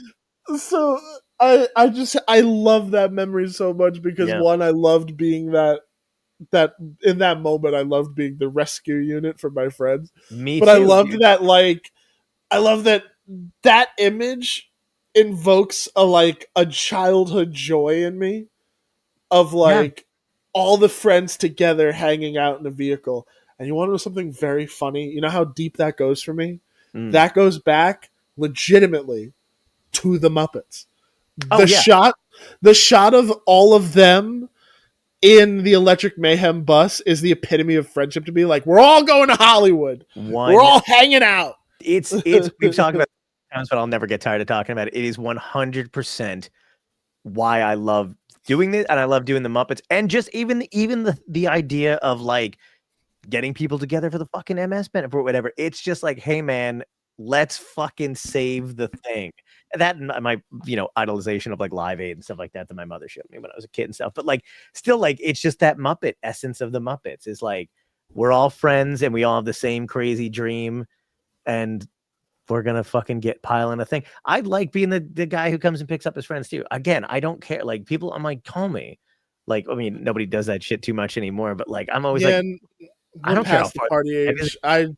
where stories come from. Yeah, exactly. Oh my god, so many fun rescue stories. Yeah, and then even stories of just driving friends for us to go hang out. Like, yeah, because I wouldn't drink all the time. Like that wasn't necessarily my thing, and if I did, I would definitely always get a ride. yeah. But when I wasn't, I liked being the friend that was like, "Yo, I got the truck. Let's pile in. Let's fucking go." Oh, I loved that friend. Like I was the if I needed to be DD, I took it seriously and I was DD. Or if I knew my friends were going out, I was like, do you fucking call before Uber or anything like that too? I'm like, you fucking text me, you fucking call, I'll come get you guys wherever you are. If you want to leave early, if you're at a house, whatever it is, like just be, I will do this. It'll be fun. We'll take you out for some. And that was my other thing too, is like, I love going, all right, we're gonna get you guys some food. We're gonna stop at Wawa. Do you guys want to crash? Like, just it was the best. Taking people to Wawa, ordering the craziest shit between two slices, like just everything you can imagine. But I was also, when I was drunk, the guy who would, disappear because I would be out, I would be fucking plastered. And then the minute I started to like kind of sober up, I'd be like, I'm hungry and I want my bed. And then I would fucking just start walking to food anywhere. And people would be like, and then like somebody showing up in a car. I had somebody like pull up to me in Seaside. And it was at one of my close. They weren't even in our party, but they were coming later. And they were like, hey man, everyone's looking for you. And I was like eating a fucking sub the size of my like and he was like, and I just gave him half and we were in the car and he's like, you look so happy right now. I'm like, you don't understand like the level of joy I feel that you just showed up out of the blue in your fucking Jeep and we're going back to my like. Yeah, dude. I gotta show you the photos because like when I say that like that does relate back to those characters, it really does. And I had this is an ongoing journey. Great Muppet Caper. I found the bus from that movie. No. I found it. It's sitting in a warehouse somewhere in New England, and there's a whole story that I found. But I bring that up because the image of all the homies together in one vehicle really does conjure an image of joy in me, like, to the point that I'm going to do a doc on this bus. I've been pestering the owner for the past couple of months, and I'll show you the photos. It's ridiculous that this thing even still exists. It's an anomaly of film history. But it's true though. There is something so cool about it because like I have memories of not only picking people up, but yes, the food runs and also just the long drives. Where are we going? I don't know. We're just gonna cruise down the highway. Yeah. And going down 70 and down. wondering if like what spooks were gonna come out of the fucking, you know what I mean? Like just driving down 70 in aimlessly. I have a great memory of one time me and a few other friends were in my car and we were just like, what's at the end of Route 9? Like we hadn't gone all the way down, like, like following Route 9 through Lakewood, Howe Farming, Freehold, all that, from like Freehold all the way down south. So we just drove like aimlessly down the highway just to be like, well, this is where this is taking us. Like, freaking, this is so cool. And then I think one of my buddies ended up finding a college to go to because of that. Like, and then we ended up at Stockton. Like, holy shit. Like, just great road trips. And you know what? That's something that I really haven't seen, like, in a movie personified yet. Yes, the idea of the road trip, but the idea of the casual hang and what it means Yeah. to be able to pick up your friends on a Friday night and just kind of live Yeah. because you have the wings and the ability. I And remember the first not night I knowing where had you my were. drink. Yeah, That I like miss. they're really honestly, I think that that's something that I've chased in a weird way. Like Me I too. love that feeling. I mean, oh Like, man, and I it's such a haven't rarity. really. Yeah, and I haven't. This is why I love Dystopia Tonight. I have not audibly talked about this ever, and it's making me really like think about it and be so happy and thinking of these memories. And I can't thank you enough for that. Yeah, man. Like, Oh, my pleasure, dude. I feel the oh, same way. that's so wonderful. Yeah. Because I'm thinking of all the trips to Seaside. I'm thinking of Mm-hmm. all the trips. I'm thinking, oh my god, I'm thinking of the caravan of cars me and my friends had when we went to Wildwood for Wildwood Yeah. weekend. Like, just Or train stations from all over the fucking metro, all the way down, the far end of the fucking parkway or the Red Bank, whatever, or just going in the middle of the night. And then the best part too was always like, yeah, man, I'll come and get you at wherever you are. And also, what's to eat in that? Like, let's get some fucking food. And then whatever you had, even if it was just in the car or on the thing, like you're just stopping in a town you don't know. you And know you're what? like, Tell me if this is the concept then, because now I'm like, what can I do to turn this into a film? yeah, It is 1 o'clock in the morning when our main character gets a call that he needs to come pick up his friends, and they're all dispersed over various parts of New Jersey. And it is him trying to connect the pieces to find all his friends. wait a minute. All so that they can go get the ultimate sub at this 24-hour diner. And When that they would be open. okay. Hold the fucking phone. What? Okay. Did you already? I don't know if you, because I heard it and then I was blacking out and then I came back.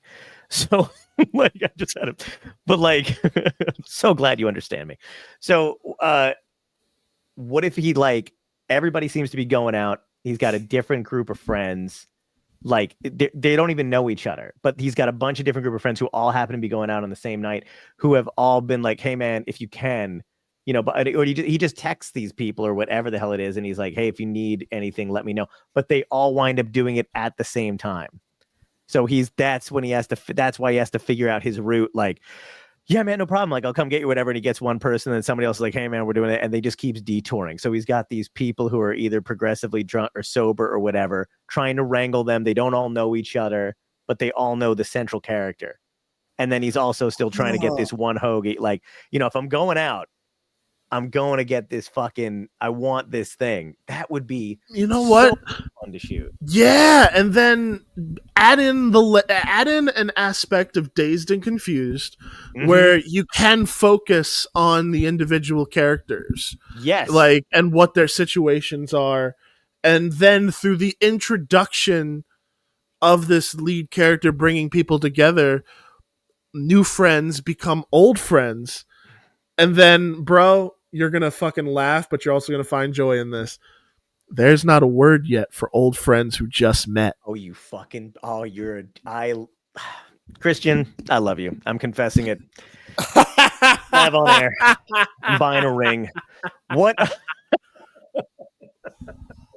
That is, I love that. Okay, wait a minute. Hold on a second. We got a lot of shit going on. We're doing a lot of stuff. We need to do this.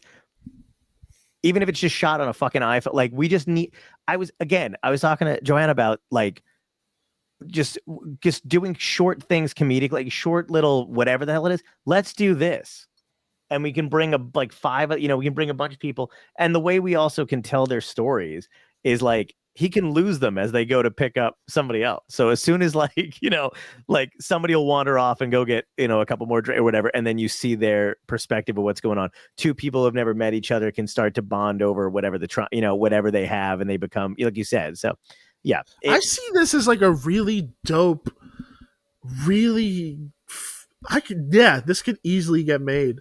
Like, and we can do it in the fall. Not found footage, but like, yeah, do it in the fall. And oh man, yeah. Like small crew. Like, yeah. And the fall's the best dude, do it shed could into be. because it's nice weather, but also like Oh yeah, the temperature weather is wise, great. it's great. Like jacket weather, you know, everybody can look a little different. And then it's really this.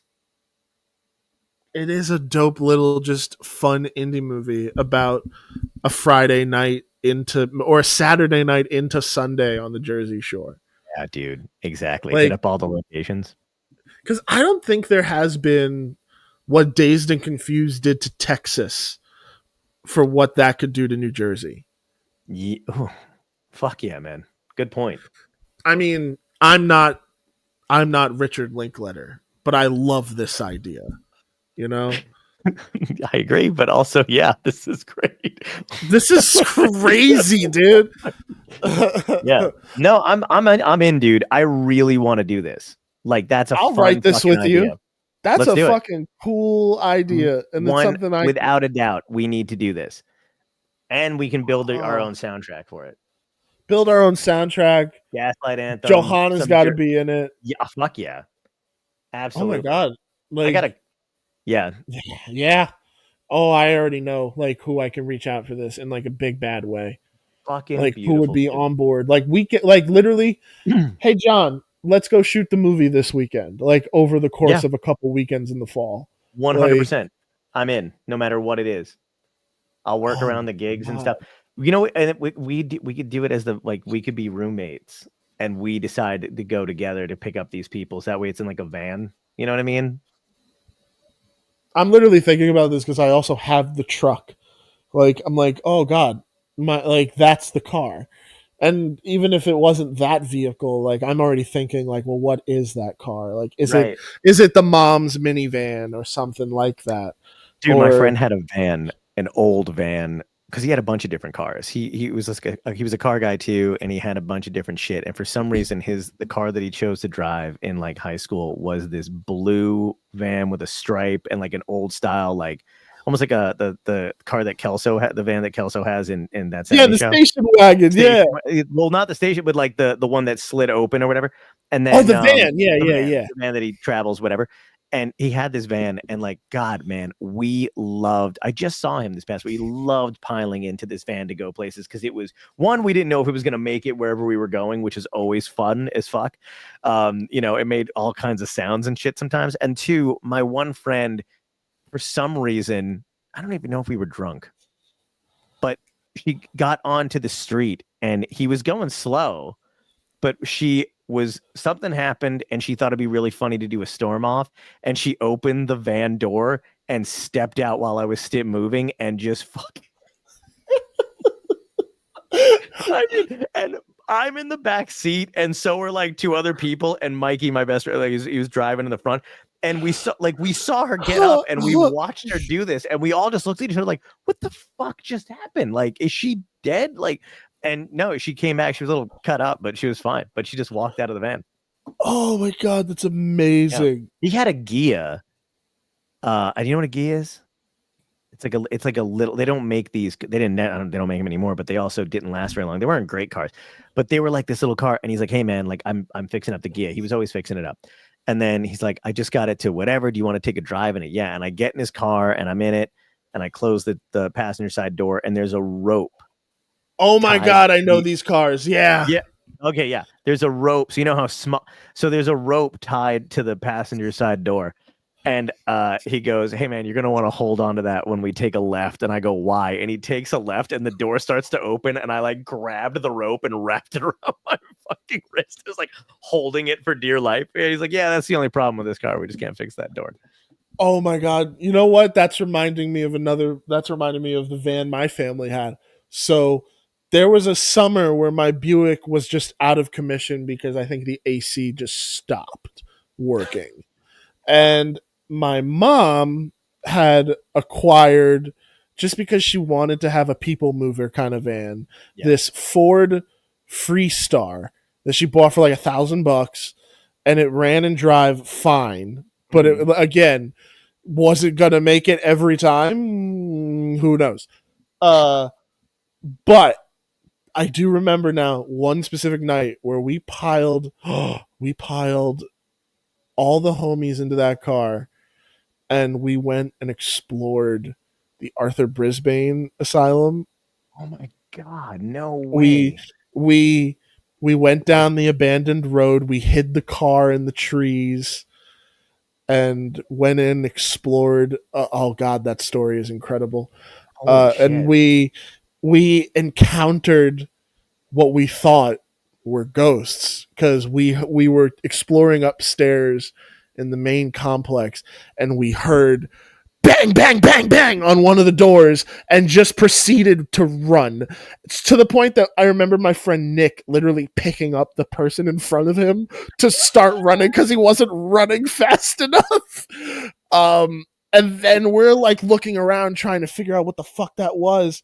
And out of the corner of my eye, I see somebody peek behind a wall and then hid behind it. And I'm like, oh my God, this place, like, we got to get the fuck out of here. Yeah, yeah. And then it turned out to be another group of kids who were exploring, and we melded our groups and explored the whole complex together. Oh, that's so awesome. That is so fucking great. Dude, I was just going to tell you about this like a couple seconds ago, so I'm glad you said that because it reminded me to say it. I have video footage of this whole event. My friends and I went to Lambertville High School. Oh, am I slowing down? Is my internet like shitting? I see it a little bit, but I think oh, there we go. Okay, that's back. Yeah. That was local weird. recordings for the win. Yeah, right. No, my friends and I went to Lambertville High School. Do you know that one? So, yes. And we filmed the whole thing. But like, I went with like one of my best friends, Greg, Katie, this girl, Kristen, and Colleen. And the Greg and I are in the two front seats. The rest of them are in the back, and I'm like, this is my idea because I loved weird New Jersey shit. So, and it's in Pennsylvania of all places too. But I was like, we're going to Lambertville High School, blah, blah, blah. This is going to be great. And as we're going up, my friend is reading the shit from the website because I didn't tell anybody like full details. I'm like, yeah, it burned down in like the 30s. Then it burned down again same day in the 80s. Bunch of people died there. There's like a chalkboard they can't, like all this other shit. But then she's reading like the fucking lore as we're on our way up, and it's scaring the shit out of everybody. And then we get there, and have you been there? No. Oh, dude. So you get there, and there's no fucking road, right? There's no sign. You're just driving down this road, and you have to make like a quick right, looks like into the woods. And as soon as you do that, your car is automatically up on this angle. And I had a Honda Fit at the time, not made for traversal, like, so they were scared shitless. But again, a group of people were also going up there and fucking passed by the car window, and my friend screamed so goddamn fucking loud. I think it broke the like it was hilarious. But we were all just like, they were freaking out, and we couldn't make it up the hill, and we came back down, and we had to go back.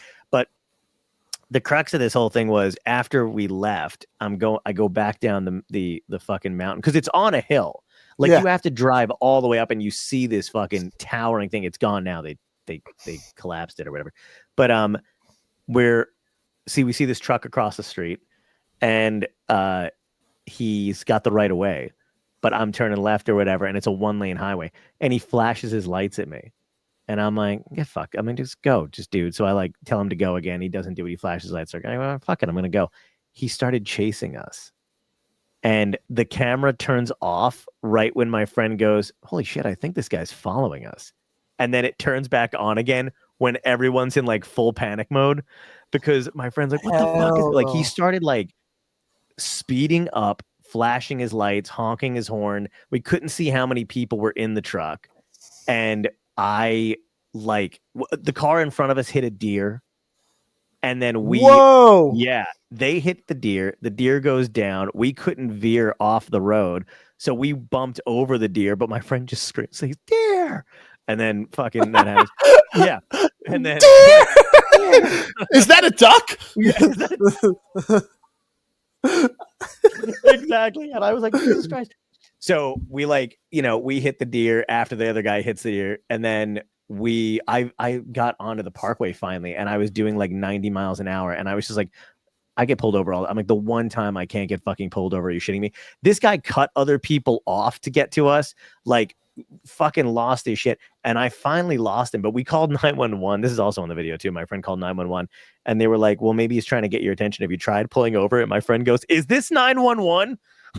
Like, are you for fucking serious? And then they were like, John, they want to know what exit we're at. And I was like, and I'm going 90. So I'm going mile marker 71, 72, 73, 74, 70.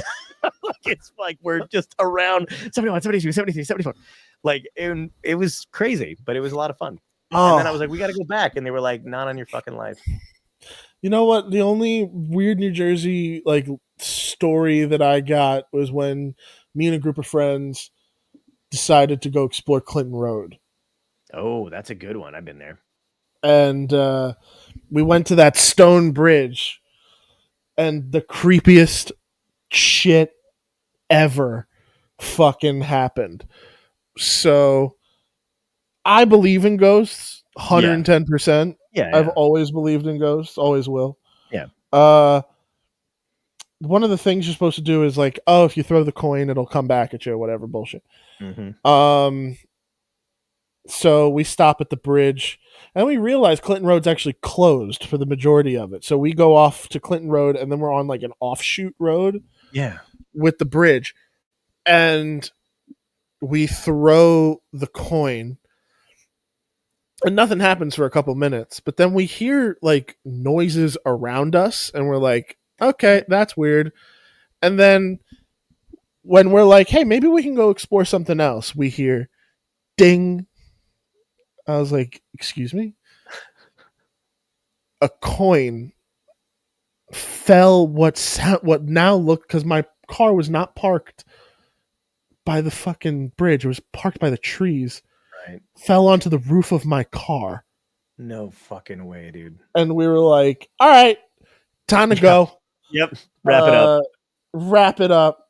And I honestly, as I speed away and nobody else saw this, I swore I saw somebody in the road. Oh, yeah, I believe it. Like,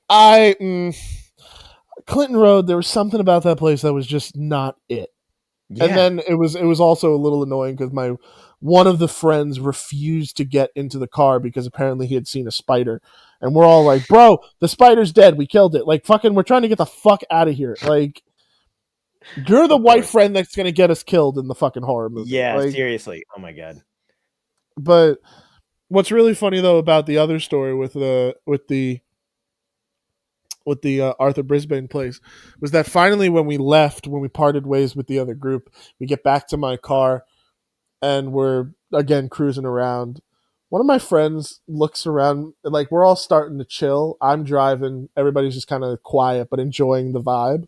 Mm-hmm. One of my friends is looking around in the van and looks up and goes, is that a fucking DVD player? And he was right. And I hadn't known this. In the middle fucking thing had one of those like old school fucking DVD players. He swings it out. Oh my God, there's a TV. God. So we went to Target, picked up a movie, and just fucking watched Friday in the back seat. Oh, that's so great. Do you remember when Target used to have those fucking movie bins you can get for like $5, but you know what I mean? Like whatever you wanted to pick up. I miss it. Walmart had that too, dude. And it was, you would always find some gems. You know what? Although I do remember the one time, and I did find this very funny, that I reached in, because what I used to do is I would literally, like a fucking claw machine, just grab what was ever in there, kind of like a fucking claw machine, and then just pull out a stack of DVDs. Nice. And I shit you not, one time I did it, it was all Zack Snyder's Justice League, and I just walked out.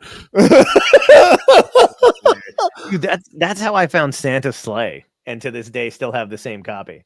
Oh my God. $5. Bought that gem. I've got some gems from that $5 bin though. Yeah. I remember I picked up a copy of That Thing You Do. Oh, nice. I got a lot of horror movies too. I found Nothing to Lose in there with Tim Robbins and Martin Lawrence. You ever see that movie? Yes. I also had they also used to do those weird like, hey, here's Eddie Murphy's 2 movies packs. But they weren't like good Eddie Murphy movies. They would be like Daddy Daycare and then Norbit. Like, yes, I wanted that in a pair. Fucking Norbit. Like, although to this day, that movie is not great, but it has one of my favorite stunts, hilariously, in a movie. It is when Norbit tries to stand up to Rasputia for the first time, and she throws him out a fucking window. Oh my god! Yeah. I love physical humor like that. Right. That movie's not funny, but that scene's fucking funny. Absolutely. But yeah, no, those used to be bargain bins, dude. Yeah. Are we gonna have a scene in our coming of age flick that is them going through the bargain bins? There should be here's everything we've just said so far. I'm definitely gonna go back because we have to have one of the doors not work and a rope attached to it too for like coming like, oh yeah, sorry about that, or whatever the fuck it is. Like that would be hilarious. What if from one of the friends who needs to actually be like rescued, because of the rescue, like the door gets damaged a little bit, so then for the rest of the movie, they have to like hold it. Yeah, exactly. Like you need to like, so he just grabs a rope, ties the thing or whatever. That'd be great. And the bargain bin thing could just be like, they're trying to run through a store to look for something specifically, and that's how they lose one of them. He just stops. It's like fucking starts rummaging through a bargain bin. Oh my god! And then what if they meet up? What if in the store? Because we could highlight. I mean, I don't know where we would film this. It would be kind of Walmart-esque. But like, what if there was a scene where they stop at Walmart because you could back in the day go to Walmart at 3 a.m. when Walmart was 24 hours, and for some reason they actually encounter somebody that they had ran away from, and like there's like a little chase scene in a fucking store. That would be great. I love a good chase scene. Just random stuff that happens. Like even like I was thinking before when you were talking about everybody in a car together. I don't think I ever told you this before, but like one time, you ever play like a scavenger hunt with your friends? Yeah. Okay, but like for shit around town. No. Oh, okay. So my friends and I used to make lists of what we all had to find. And we would take off in separate cars, but like groups of us. So like 5 in a car, whatever it was. And whatever was on this list, you had to get it and be back at whatever your friend's house was at a certain time. And it would be like, we did like the goalie net, and we would like go back to our old intermediate school and like cut a piece of the net off of the goalie. And just horrible shit, trash. There was a dildo on there once, and somebody had to go get their, like it was like there was just an excessive amount of shit. And one time, I was on the list. I wasn't playing that particular night, and so somebody put my name down on the scavenger list. And of course, only like a few people knew where I lived. So this happens, and my buddy calls me, and he's like, dude, what are you doing right now? I was like, I'm taking out the fucking trash. And he's like, stay outside. And I was like, well, why? And he's like, just stay outside. We'll be there in 2 minutes. So I stay outside, and I'm just in pajamas. And one of them bolts out of the fucking Jeep, grabs me, and throws me. Like, this dude was like fucking 6'11". And I was like, wait, what the fuck is going on? And like throws me in the Jeep, and they're like, all right, we got him. Let's go. Like, wait a minute. And they're like, you're on our scavenger list. Dude, that alone is its own movie. Yeah. It was where you're at the center of a scavenger hunt, but there's other people looking for you. Oh my god, that would be great too. Yeah, I was like, what is happening right now? It was just great, man. Wait, how do we? So, what if to implement that into the movie somehow, just a little bit? What if a radio station is doing a low key, like a Jersey scavenger hunt? Genius, yes. And the prize is like $1,000, and like one of the, like let's say like one of the arcs of our like main guy is that like he's struggling a little bit, and then it's one of those things where it sneaks up on everybody in the third act, where then it's like, wait a minute, we're by like the last 3 pieces, let's fucking go. Yeah. And then it becomes a race to the finish line with this brand new group of friends, because mind you, he's been picking up people from the different friend circles to form now this like super group of homies. Yeah, that's great. In the car. and then like it's all then in service to help the friends out. But then we have a lot of stuff to shoot this fall and winter because I want to do this one now too. Or it's this, or they all then use that to like do something really fun that evening that they wouldn't have been able to do otherwise. Right, like, right. But just I don't know, like something warm and fuzzy like that. Yeah, or like that's what they like. That's like one guy really wants to do this thing that they used to do when they were younger, you know. And they're like, let's just. What if we just had one more day, one more scavenger hunt, or like whatever it is. And they find that like a local radio station is doing, or like, you know what I mean, like something like that, and then it just happens. Oh man, that'd be great. It's so fun. I love this. It's a fucking great concept, man. Hey, this is the greatness of freaking Dystopia Tonight, man. This is why we do two halves of a whole person. More. Two halves of a whole idiot. Two halves of a whole idiot. That's what it is. Yeah. Person. I don't know why. Yeah, this is great, man. Because we're also tired. That's why we're like, there we go. Yeah, right. But this has been great, dude. This was so much fun. I'm glad, man. I'm glad. It was fun for me too. I love catching up with you. It's always creative and super fun, and I never know what's gonna. We've got like 4 movies and a TV show on the slate now. Jesus Christ! You know what's funny is this is probably one of the only episodes I'm really gonna go back and have and like watch in its entirety. Can like, what the fuck did he say? Like writing down idea, you know. Man, work smarter, not harder. Just download the audio and put in a transcript thing, and then search for it. Kudos. Yeah, you're right. So much better, so much easier. Thanks for doing this, dude. I appreciate you coming on, man. Of course, man. Anytime. Yeah. What do you got? What do you plug something? So Waffle Cone Willie the short actually just hit over 2,000 views. So it looks like we're going to do a follow-up to that. And I already have the opening scene all written, aside from actually wanting to do it as a movie. Yeah. And then I'm going to probably be launching a campaign for my next short, possibly in August, hopefully not September. Nice. But yeah, just trying to stay busy within film and TV, but more focused now more than ever on bringing more of my own ideas to life. Beautiful, man. So, I love it. But that's and I can't wait to work on this shit together, dude. It's going to be a lot of fun. It really is. Unless you feel like hanging on after the call and we just throw shit at the wall and see what sticks. I'm fine with that too, man. Whatever you got going on.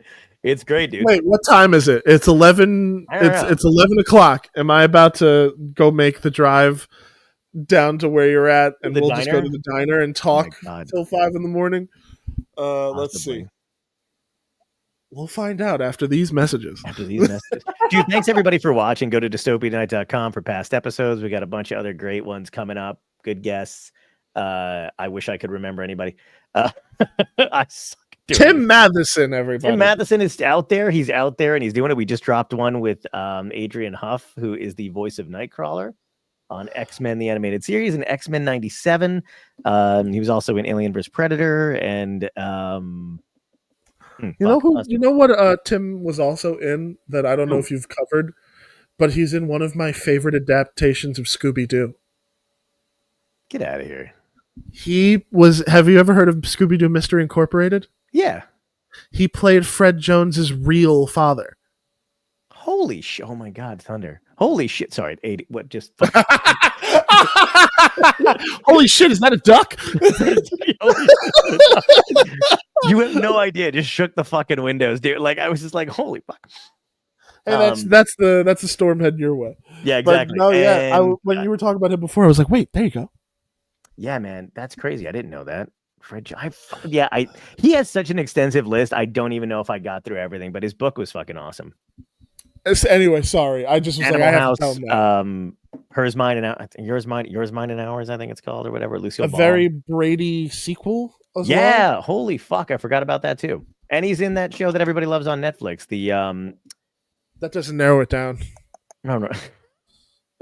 Fucking Virgin River. I've never seen that show, but it's been going for absurdly. Is it? Yeah, it seems it's very like your mom would like, you know what I mean? Like it's a mom ground. It's a mom show. It's a mom show, which is fine. My mom, people. Yeah, that's fine. I'm nothing against it. Moms need content too. Yeah, exactly. He plays a vet, I think. What do you need to plug, John? What do you got coming up? I got a show. Actually, I got a show. Now that I know this, I'm posting this as soon as it's finished loading. I got a show coming up Wednesday at Flounders Brewing Company. Headlining that with Joanne Filan is featuring, and Sonia Vai is hosting. Where's that? Really good friends. Flounders Brewing Company is in Hillsborough, New Jersey, and the doors open at 6. Shows at 7:30. And then I will be at the Lucille Ball Comedy Festival in Jamestown, New York, at the National Comedy Museum at the end of August. Oh, and I'm also hosting the VIP Q&A for the Head and the Heart at the Stone Pony Summer Stage, July 31st. What? No way. Yeah, man. Let me know. Oh, that's sick. Yeah. Yes, please. I'm not kidding. If you want, yes, please. Yes, please. Done. All right, buddy. Cool, man. Great seeing you. Hang on 2 seconds. I'm gonna bounce us out of here. Man, I forgot we just posted this, so I should really say something that I got nothing. All right. We'll see you guys. Thanks for watching, everybody. I'm John Poveromo. That's Christian Cordes. Take care. Take care, everybody. Peace. Boom.